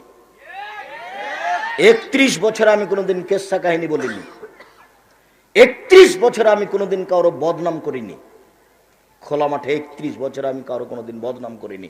আমি বলেছি শতকরা 98 জন বক্তা মিথ্যুক, 95 জন বক্তা মিথ্যুক। আমি বলিনি ইনি মিথ্যুক। আমি বলেছি শতকরা 98 জন মুফাসসির মিথ্যুক। আমি বলিনি এই মুফাসসির মিথ্যুক, এই কথা আমি বলিনি। আপনি যদি আমার কথাই চ্যালেঞ্জে আসেন তখন দেখা যাবে। আপনার সাহস থাকলে আপনি কোনো সময় দাঁড়ালে তখন কথা হবে, দেখা যাবে আপনার মুফাসসির কি করেন। তবে আমি নিচে থেকে কাউকে বলতে যাইনি। তবে বক্তা মিথ্যুক আছে, এই কথা চূড়ান্ত। নইলে আল্লাহ রাসূল এত কথা বললেন কেন? মাওলানা সাহেবকে দিয়ে জাহান্নাম উদ্বোধন হবে কেন? জিহ্বা কেটে নেওয়া হবে কেন বক্তার? তাহলে মিথ্যুক না হলে ভালো মানুষ হলে এটা আল্লাহ নবী বলবেন কেন? আল্লাহ নবী অহেতুক কথা বলেছেন? নাউযুবিল্লাহি মিন যালিক, তা হতে পারে না। মুগিরা ইবনে শুবা রাদিয়াল্লাহু তাআলা আনহু বলেন, কামা রাসূলুল্লাহ সাল্লাল্লাহু আলাইহি সাল্লাম হাত্তা তাওয়াররামা কাদামাহু, আল্লাহর নবী রাতে উঠে তাহাজ্জুদ পড়তেন, দীর্ঘ সময় দাঁড়িয়ে, 2 পা ফুলে গেছিল। ফাকিলা লাহু, তাকে বলা হলো, কাদ গফিরা লাকা মা তাকাদ্দামা মিন জামবিকা মা তাআখারা, মুহাম্মদ আপনার আগের পাপ, পরের পাপ, সব পাপ ক্ষমা করা হয়ে গেছে। লিমা তাসনাউ হাজা, আপনি এভাবে রাতে উঠে এত সালাত আদায় করেন কেন, যার কারণে পা ফুলে গেছে? তখন তিনি বলেছিলেন, আফালা আবদান শাকুরা, আমি কি একজন শুকরিয়া আদায়কারী মানুষ হব না? আমারও তো শুকরিয়া আদায় করা দরকার। বলেন আপনি কি শুকরিয়া আদায় করেছেন? বাড়ি তো বেশ সুন্দর করেছেন, অনেক জমির মালিক, আপনি কি শুকরিয়া আদায় করেন? ফকিরে ভিক্ষে চাইলে তো না করেন, মাফ করো। সেদিন আমি বলে গেছি, মনে আছে? বলে গেছি যে তোমার মা তোমার পকেটে যেন কিছু খুচরা টাকা দেয়, আপনার স্ত্রী যেন আপনার পকেটে কিছু খুচরা টাকা দেয়, তাকে অভ্যাসী হতে হবে আজ থেকে, জরুরি। কেন? ফকিরে ভিক্ষে চেয়েছে, আছে 500 টাকার নোট, দিতে পারবেন? তখন নিরুপায় তার কাছে ক্ষমা চাইতে হবে, বলতে হবে মাফ করো। ক্ষমা চাচ্ছেন, দেখেন কোন পাগলামি বুদ্ধি। আপনার স্ত্রী যদি 50-100 টাকা খুচরা দেয়, তাহলে আপনি 10 টাকা করে দিতে থাকবেন, খালি পয়সা নিয়ে কোনোদিন বের হবেন না। আমার মা বলতেন, বেটা ছেলেকে খালি টাকায় বের হতে হয় না। কি বুঝতেন আমার মা, আল্লাহ ভালো জানেন। আল্লাহুম্মা গফির লাহু ওয়ারহামহু। খুচরা টাকা হাতে নিয়ে বের হবেন, ফকির চাইলে মাফ করেন এ কথা বলতে হবে না। আর বেশি চাউল রান্না করবেন। আপনার মায়ের যেটা স্বভাব ছিল সেই স্বভাব আপনার বউয়ের হতে হবে। আপনার মায়ের স্বভাব ছিল 3 কেজি চাউল রান্না করা, 3 সের।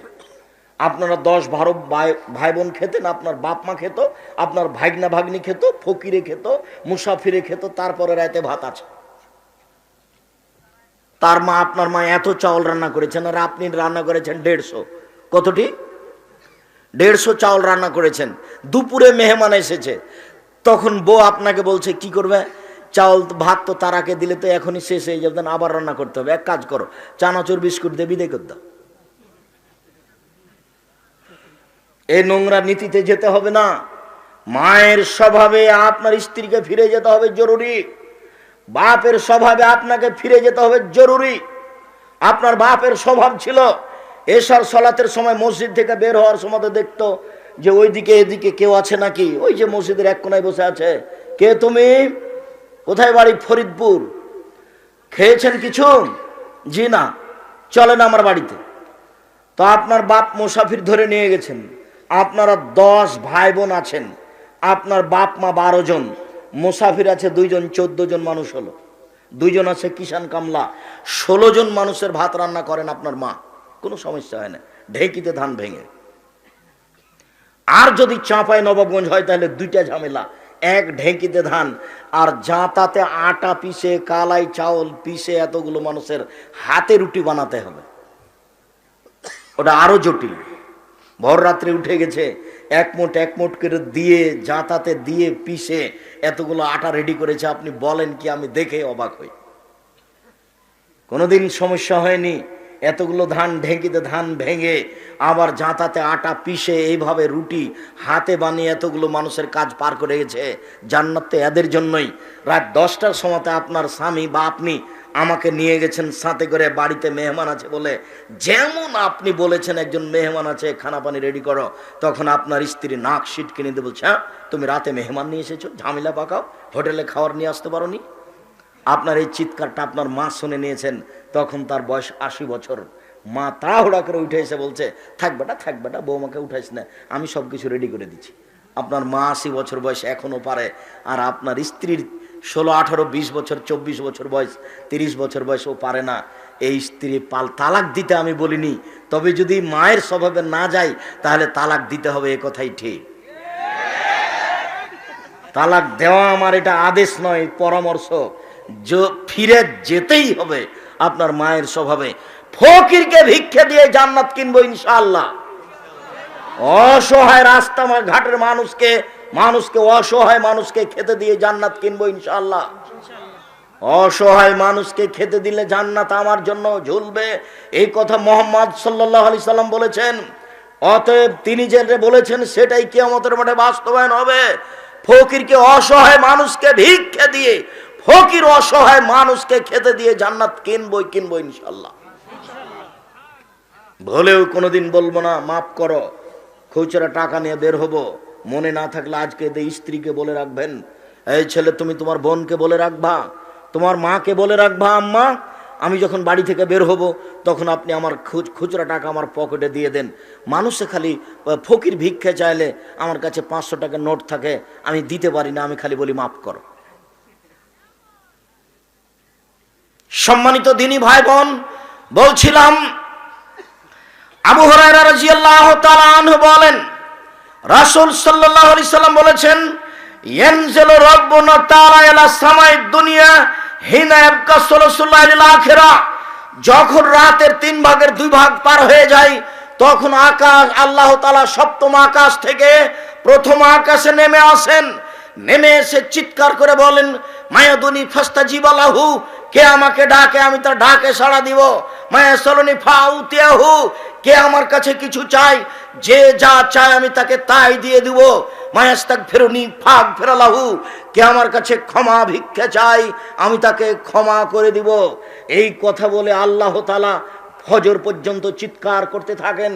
যে বোকা মানুষ রাত 3টায় টিভি বন্ধ করে শুয়েছে, সে আল্লাহকে মূল্যায়ন করতে পারবে না, এই ডাকে সাড়া দিতে পারবে না।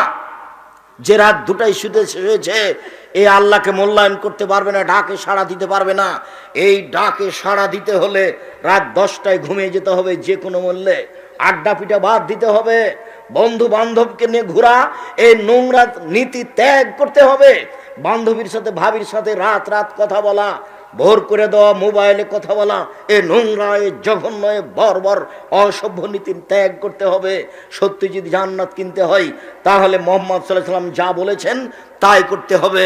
রাতের 3 ভাগের 2 ভাগ পার হলে আল্লাহ তাআলা আকাশ থেকে প্রথম আকাশে নেমে আসেন।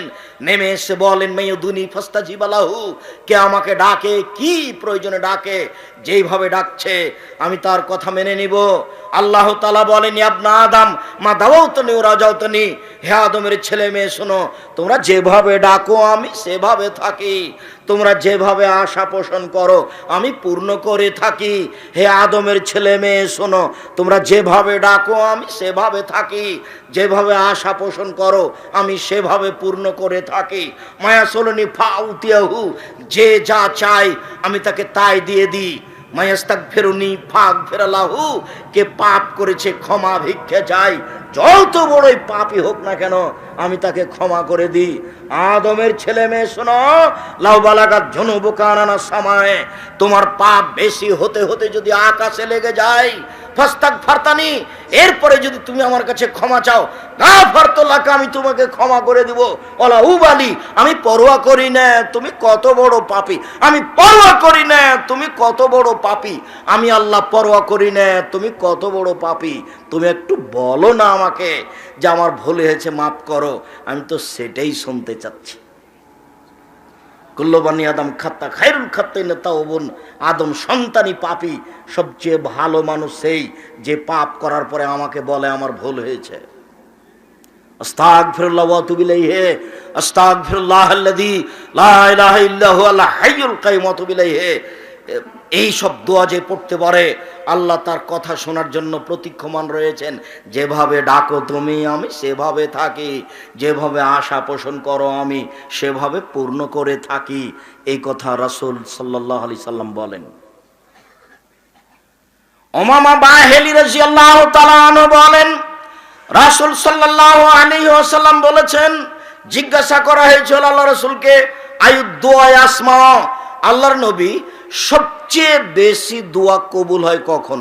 আল্লাহর নবী সবচেয়ে বেশি দোয়া কবুল হয় কখন? তখন আল্লাহ রাসূল বললেন, ফি জফিল লাইলিল, জফাল লাইলিল আখিরা, শেষ রাতে, রাতের শেষে, শেষ রাতে, 1টার পরে, 2টার পরে, 3টার পরে, এরকম সময়ে সবচেয়ে বেশি দোয়া কবুল হয়। ও দোবরা সালাতিল মাকতুবাতে, ফরজ সালাতের পরে আল্লাহকে ডাকলে মানুষের পাপ ক্ষমা হয়ে যায়, আল্লাহ তাআলা তার কথা শুনে নেন। সম্মানিত দিনী ভাই বোন, আবু হুরায়রা রাদিয়াল্লাহু তাআলা আনহু বলেন, রাসূল সাল্লাল্লাহু আলাইহি ওয়াসাল্লাম বলেছেন, ইন্না ফিল জান্নাতে গোরাফ, নিশ্চয় জান্নাতে এত উন্নত মানের দামি দামি ঘর রয়েছে, উন্নত মানের পদার্থ দিয়ে তৈরি, হীরা মুক্তা মাণিক্য দিয়ে তৈরি, শুধু টক টক টক টক করছে, ঝকঝক করছে। ইরা জাহিরাহু মিন বাতিনিহা, বাতিনুহু মিন জাহিরিহা, যার বাহির থেকে ভিতর দেখা যায়, ভিতর থেকে বাহির দেখা যায়, বাহির থেকে ভিতর দেখা যায়, ভিতর থেকে বাহির দেখা যায়, টক টক টক টক করছে। এত দামি ঘর তৈরি করেছেন আল্লাহ। সাহাবীগণ বললেন, লেমন হাজেহি, আল্লাহর নবী এত দামি ঘর কে পাবে? লেমন হাজেহি, এত দামি ঘর কে পাবে? তখন আল্লাহ রাসূল বললেন, এক লেমানা আলানাল কালামা, যার মুখের ভাষা নরম। এই ছেলে, তোমাকেই বলছি, তোমার বয়সের ছেলে হোক, মুরব্বী হোক, আজ থেকে কাউকে ঝাঁকি দিয়ে, রাগ দেখিয়ে কথা বলবো না। ভালো আচরণের সবচেয়ে বড় সাইড হলো মুখ। ভালো আচরণ ওর মুখ ভালো যার, খারাপ আচরণ ওর মুখ খারাপ যার। কথায় কথায় হ্যাঁ হ্যাঁ করে হাসছে, একবারে এর পিছনে লাগছে, ওর পিছনে লাগছে, একবার একে হাসাচ্ছে, একবার ওকে হাসাচ্ছে, অহেতুক কথা বলছে, বিরুদ্ধে কথা বলছে, এর মুখখানি সবচেয়ে খারাপ। আল্লাহ রাসূল বলছেন সঙ্গী সাথে বলতে পারো মাইকুবুর নাসার নারা পিছন দিক থেকে ধাক্কা মারে জাহান্নামে নিক্ষেপ করে কি? সঙ্গী সাথী বলতে পারো মানুষকে পিছন দিক থেকে ধাক্কা মেরে জাহান্নামে নিক্ষেপ করে কি? সঙ্গী সাথী বলতে পারো মানুষকে পিছন দিক থেকে ধাক্কা মেরে জাহান্নামে নিক্ষেপ করে কি? এই কথা বলতে বলতেই ফাঁক হাজালে সানা হো জিভাটা ধরে নিয়ে বলছেন দেখো জিভা মানুষকে পিছন দিক থেকে ধাক্কা মেরে জাহান্নামে নিক্ষেপ করে। আর মহিলা মানুষই মানে বদনাম করে, যে এসে যে সন্ধ্যা থেকে এসে খালি কি যে বলছে তার কোনো হিসাব নাই। এই মেয়ে, শীতের দিনে মাথায় কাপড় না দিয়ে বসে আছো, শরম হয় না তোমার একটু? আপনি একজন মহিলা মানুষ, আপনাকে কখন থেকে আমি নিষেধ করছি, আপনি কথা বলছেন কেন? আপনাকে তো আমি ধৈর্য ধারণ করে বসে থাকতে বলেছি, আপনি ইতস্তবোধ করেন না কেন? আপনি কি সম্মান করেন আমাকে তা তো আমি বুঝলাম না। এই মেয়ে, তোমার বউকে মায়ের স্বভাবে যেতেই হবে যে কোনো মূল্যে। দোস্ত গরিব ফকির মিসকিনকে খেতে দেয় যে, তার জন্য এ দামি ঘর। ৩ অতাবা শ্যামা নিয়মিত নফল রোজা শ্যাম থাকে যে। নফল শ্যাম মানে বৃহস্পতিবার আর সোমবার শ্যাম থাকতে হবে রোজা। বলতে পারেন বৃহস্পতিবার সোমবার কেন শ্যাম থাকবো? সাপ্তাহিক রিপোর্ট পেশ করা হয় এই 2 দিনে। তো আমাদের নবী বলতে না আনা উহি মায়ুরাজা আমালিওয়ানা সায়েম, আমার যখন রিপোর্টটা দেওয়া হবে তখনও দেখুক যে আমি সিয়াম আছি। দেখো দেখো তুমি, আমি সিয়াম আছি, এ নাও আমার রিপোর্ট, আমি সিয়াম অবস্থায় আছি, এটা দেখো। আল্লাহর নবী তার রিপোর্টটা দেখানোর সময়তে তিনি কি অবস্থায় দেখাতে চাইতেন? সিয়াম অবস্থায়। মনে হয় বুঝাতে পারি না ভালো করে। তাহলে এখন আমরাও যদি চাই তাহলে আমাদের কি করতে হবে? কোন কোন দিন? বৃহস্পতিবার আর সোমবার। চেষ্টা করেন, মানুষই পারে, গরু ছাগলে কাজ করতে পারবে না। বৃহস্পতিবার সোমবার কে সিয়াম থাকতে পারবে? মানুষ, আমি আপনি। চেষ্টা করতে হবে, করতে হবে চেষ্টা। মানুষই পারে, পথ কিছু অবলম্বন করতে হবে, ইবাদতে নামতে হবে। নিয়মিত সিয়াম পালন করে যে, তার জন্য এই দান জান্নাত।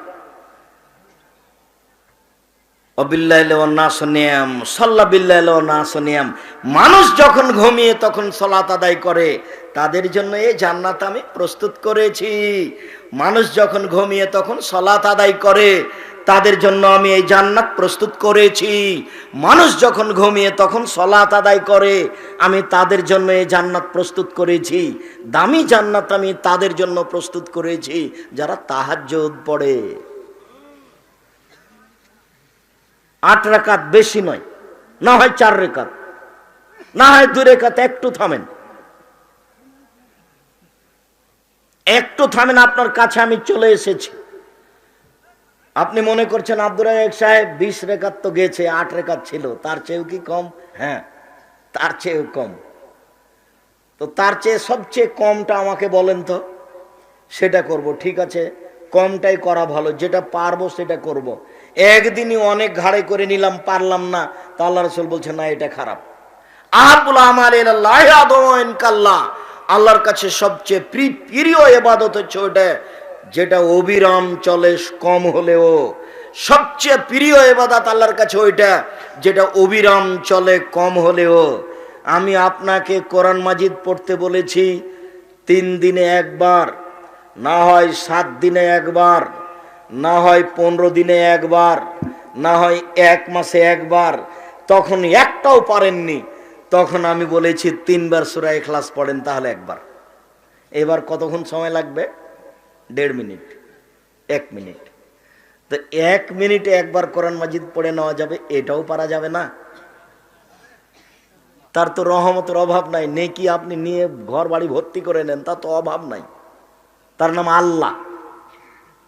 এমন জান্নাত বানিয়ে দিয়েছেন যে গেট দিয়ে যদি মানুষজন, ফেরেশতা, জিন সবাই যদি একসাথে ঢোকে তো গেটে সমস্যা হবে না। তাহলে আপনি সূরা ইখলাস 3 বার পড়লে তো অনেক কিছু পাবেন। এই ছেলে, দেখো তো ওখানে দাঁড়িয়ে কেউ কথা বলছে নাকি? শব্দ আমার এখানে আছে। যারা তোমরা এই গ্রামের ছেলে, তোমাদেরকে আমি প্রথমে বলেছি তোমরা আজকে বক্তব্য শুনতে পাবা না। কোনো জায়গাতে যদি কোনো সাড়া শব্দ হয় তার জন্য দায়ী তোমরা।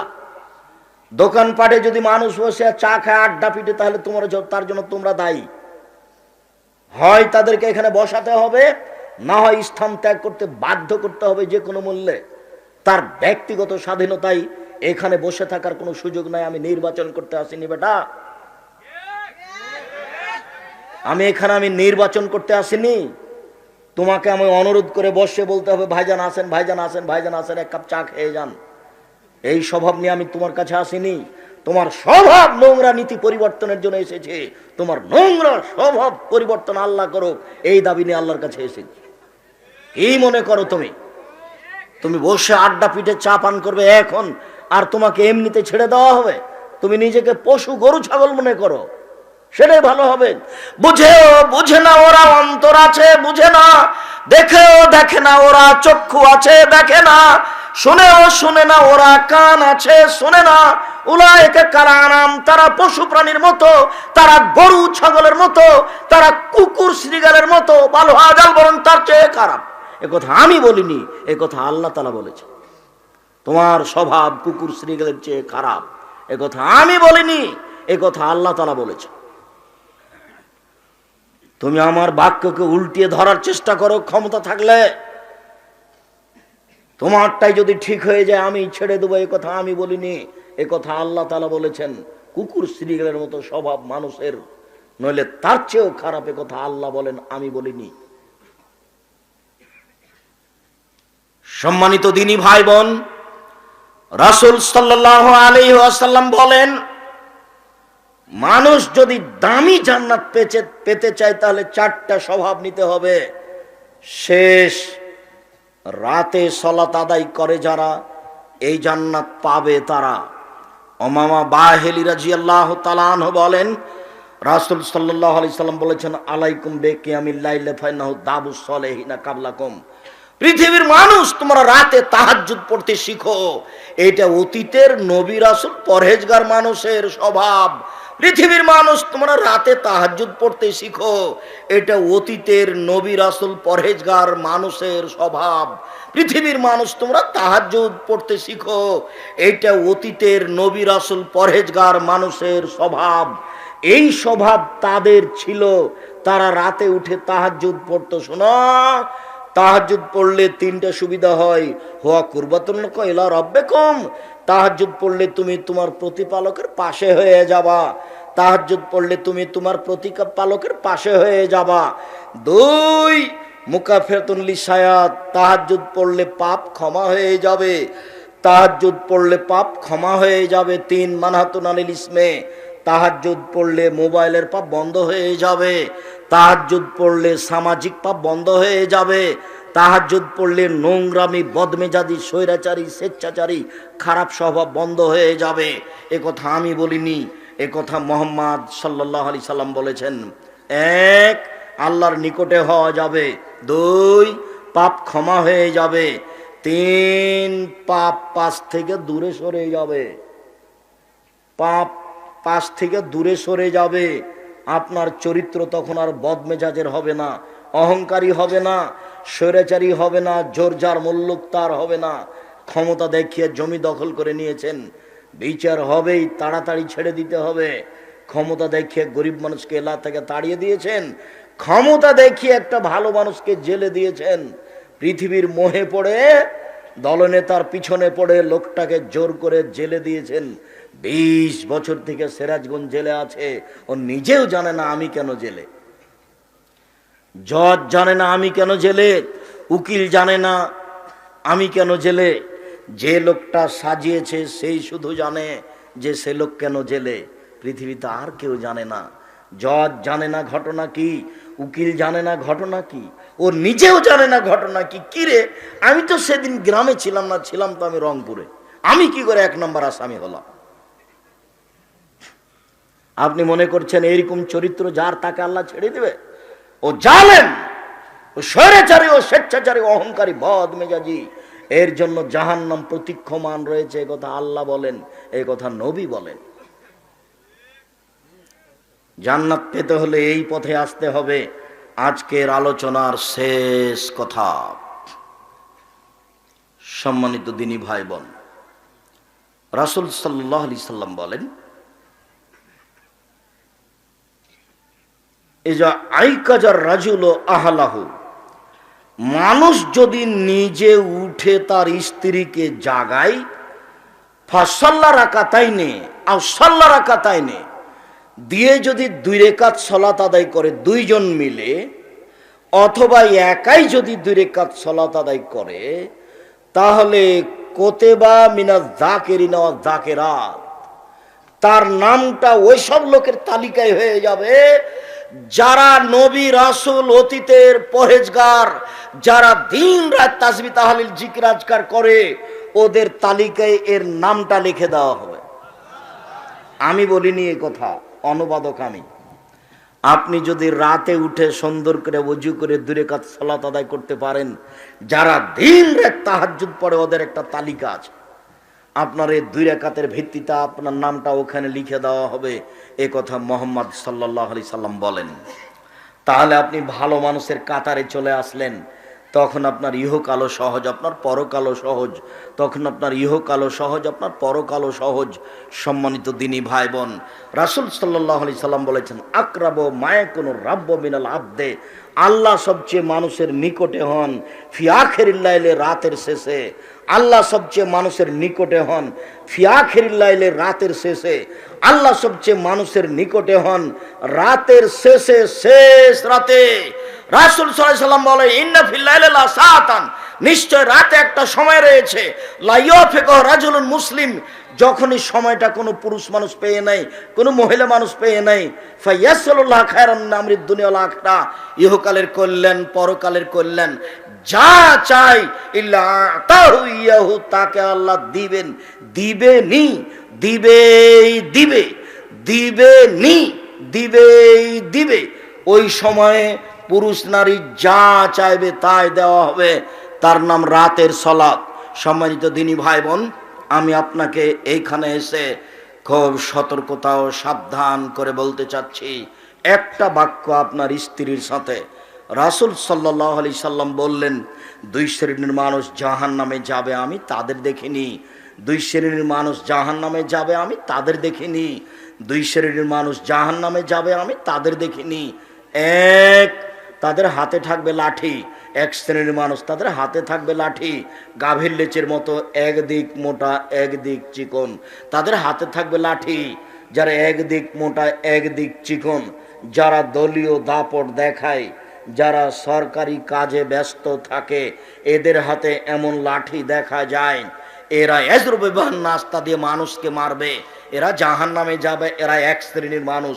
2, নিসাউন, মহিলা, কাশিয়াতুন, কাপড় পরে থাকে, আরিয়াতুল, উলঙ্গ, কাপড় পরে থাকে, উলঙ্গ অবস্থায় পরে থাকে। মুমিলাতুন, পুরুষকে নিজের দিকে আকৃষ্ট করে। মাইলাতুন, নিজেরা পুরুষের দিকে আকৃষ্ট হয়। লায়াত খোল্লাল জান্নাহ, এইসব মহিলা জান্নাতে যাবে না, এইসব মহিলা জান্নাতে যাবে না। নগ্ন পোশাক পরে যারা জাহান্নামে যাবে তারা, পাতলা পোশাক পরে যারা জাহান্নামে যাবে তারা। রাসূল সাল্লাল্লাহু আলাইহি সাল্লাম বলেন, 3 শ্রেণীর মানুষ জাহান্নামে যাবেই। 1, মধুমিনুল খামর, যারা নিয়মিত বিড়ি, তামাক, জর্দা, সিগারেট, গুল, নেশাদার দ্রব্য খায়, পান করে, তারা জাহান্নামে যাবে। 2, ওর রাজলাতু মিনান নিসায়ে, পুরুষের বেশধারী নারী, যারা পুরুষের জুতা স্যান্ডেল পরে, যারা পুরুষের শার্ট প্যান্ট পরে, যারা পুরুষের পোশাক পরে, তারা জাহান্নামে যাবে। 3, অদায়ুস আলাইয়ুকিরু ফি আলিল খাবাসা, যে তার বাড়িতে বেহায়াইর সুযোগ দিয়েছে, সে হলো দায়ুস, ও জাহান্নামে যাবে। 3 শ্রেণীর মানুষ জাহান্নামে যাবে।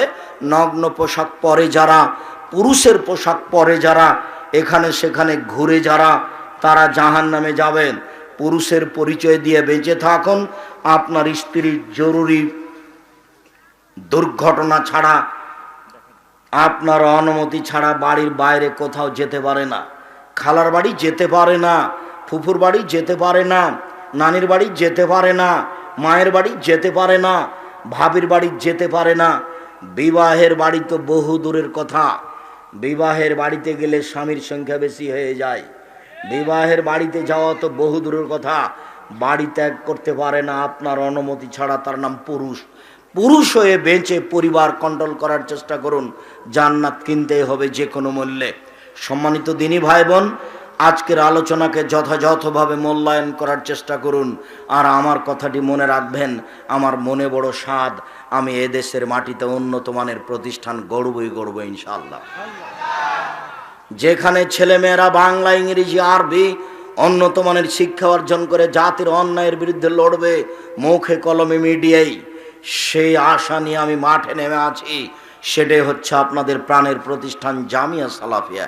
জামিয়া সালাফিয়া ডাঙ্গিপাড়া পবা রাজশাহী, জামিয়া সালাফিয়া রূপগঞ্জ নারায়ণগঞ্জ ঢাকা, জামিয়া সালাফিয়া তেঘরা বিরল দিনাজপুর, জামিয়া সালাফিয়া 6 মাইল বাবুগঞ্জ বরিশাল, আরও অন্য জায়গায়। এইসব জামিয়া সালাফের জন্য আপনারা আন্তরিকভাবে দোয়া করেন, আল্লাহ যেন এটাকে কবুল করেন। ওপরে কবুল হলে কাজ সহজ, আর যদি ওপরে কবুল না হয় তাহলে যতই চেষ্টা করি কাজ সহজ হবে না। উপস্থিত জামিয়া সালাফিয়ার সংক্ষিপ্ত কর্মতালিকা। জামিয়া সালাফিয়া ডাঙ্গিপাড়া পবা রাজশাহীতে একটি একাডেমিক ভবন তৈরি হচ্ছে, যাতে প্রায় 3000 ছাত্র একসাথে ক্লাস করতে পারবে। নির্মাণ কাজে জামিয়া সালাফি রূপগঞ্জ নারায়ণগঞ্জের জমি প্রায় 50 বিঘা। এই জমির উপরে বাইতুল হাম জামে মসজিদের জন্য বরাদ্দ করা হয়েছে 200 শতক জমি, যার একতলায় মুসল্লি ধরবে 10,000। একসাথে একতলায় এত মুসল্লি সালাত আদায় করতে পারবে। এসব পরিকল্পনা প্রায় কাছে এসেছে, এখন কাজ আরম্ভ হবে। এই জন্য আপনি আন্তরিকভাবে দোয়া করেন, আল্লাহ তুমি জামিয়া সালাফিয়ার সব কাজকে কবুল করো। এখন জামিয়া সালাফিয়ায় প্রায় 4000 এর চেয়ে বেশি কিছু ছেলে মেয়ে পড়াশোনা করছে, সবাই ভিন্ন ভিন্ন স্থানে আছে। তার 300-রও কিছু বেশি এতিম রয়েছে ছেলে মেয়ে, প্রায় 500 ছেলে মেয়ে আছে অসহায়, যাদের সহযোগিতা আপনারা করে থাকেন, যার কারণে আপনাদেরকে দানের হাত প্রশস্ত করতে হবে। আপনি দান না করলেও জামিয়া সালাফের সব কাজ হয়ে যাবে, এটা আপনি মনে রাখবেন। কিন্তু আপনার টাকা ছাড়া হয়ে যাক এটা আমি চাই না। আপনি করলেও হবে, না করলেও হবে, ও হবেই। মানুষের কোনো শক্তি নাই ইনশাআল্লাহ এই কাজকে ধরে রাখতে পারে। মানুষের হাতে আল্লাহ এই ক্ষমতা রাখেননি। আমার যেটা সাহস, আমি ওখানে এক সন্ধ্যা খেলে আমি তার টাকা দিয়ে দিই, আমি 10 পয়সার ক্ষতি করি না, এটা আমার সাহস। এই সাহসের ভিত্তিতে আমি আপনাকে বলছি, জামিয়া সালাফের কোনো কাজকে মানুষ ঠেকাতে পারবে না, যতই বিরোধিতা করুক ইনশাআল্লাহ। জামিয়া সালাফিয়া নিজ সময়ে নিজ স্থানে গড়বেই গড়বে ইনশাআল্লাহ, গড়বেই গড়বে ইনশাআল্লাহ, গড়বেই গড়বে ইনশাআল্লাহ। তবে আপনার কিছু সহযোগিতা ছাড়া গড়ে যাক এটা আমি চাই না। পতিতালয়ের মহিলা যদি কুকুরকে পানি পান করে জান্নাত পেতে পারে, পতিতালয়ের মহিলা যদি কুকুরকে পানি পান করে জান্নাত পেতে পারে, তাহলে জামিয়া সালাফিয়া 10 টাকা সহযোগিতা করে জান্নাত কিনবো ইনশাআল্লাহ। এই আশায় দিন কাটাতে চাই। এইটুকু কথা আপনার সাথে জরুরিভাবে থাকছে। শেষের কথাটি থাকছে, জামিয়া সালাফের সার্বিক কাজকে মূল্যায়ন করতে হবে। তার মধ্যে জরুরি হচ্ছে জামিয়া সালাফের মুখপত্র মাসিক আল ইতিসাম পত্রিকা, ব্যয়বহুল খরচের পত্রিকা। 10 জন মুফতি আছে। এই পত্রিকার পিছনে 50টা প্রশ্নের উত্তর দেওয়া হয় প্রত্যেক মাসে। আগে বোর্ড বসে, বোর্ডে পাস হয়, তারপরে এই ফতোগুলি পত্রিকায় আসে বাংলা ভাষায়। পৃথিবীর প্রত্যেকটা বাঙালি এই পত্রিকা পড়ুক, এটা আমার আন্তরিক দাবি। আমি জানি না আপনি কতটুকু ভালোবাসেন। আপনি আবদুল্লাহর বই পড়েন, মিন্নাতুল বারি আমিও পড়ি, আপনাকে পড়তে বলছি। তবে আমি যেসব বই পুস্তক লিখেছি এগুলো পড়ার জন্য আমি অনুরোধ জানাই। যেমনভাবে নতুন একটা বই পোশাক, যেমন একটা নতুন বই সলাতের উপরে, রাসূল সাল্লাল্লাহু আলাইহি সাল্লামের সলাত বনাম প্রচলিত সলাত। আমি বুঝেছি যে সলাতের জগতে এটাই সবচেয়ে ভালো বলে আমার বিবেচনা বলছে। আপনি পড়লে, আপনি পরামর্শ দিলে আমি সেটা বুঝতে পারবো। আরও যত বই আছে, কেন এই নির্যাতন কি তার প্রতিকার, কে বড় ক্ষতিগ্রস্ত কে বড় লাভবান, আদর্শ পরিবার, আদর্শ নারী, আদর্শ পুরুষ, বক্তা শ্রোতার পরিচয়, তাফসির কি মিথ্যা হতে পারে, সব বইগুলি সংগ্রহ করুন। বিশেষভাবে মাসিক আল ইতিসাম পত্রিকা সংগ্রহ করুন, এটা আমার জোরালো দাবি। শেষে এসে বলছি, আল্লাহ আমাদের যারা মারা গেছে তুমি তাদের কবরের শাস্তি মাফ করো। আমরা যারা অসুস্থ তুমি তাদের আরোগ্য দান করো। আমরা যারা বেঁচে আছি তুমি তাদেরকে তোমার রাসূলের পদ্ধতি অনুযায়ী চলার তৌফিক দান করো। আমরা যে আলোচনা করলাম এই আলোচনা অনুযায়ী তুমি আমাদেরকে আমল করার তৌফিক দান করো। এ দাবি, এ দাওয়া, এ দোয়া তোমার দরবারে রেখে আজকের আলোচনা এখানে শেষ করতে যাচ্ছি।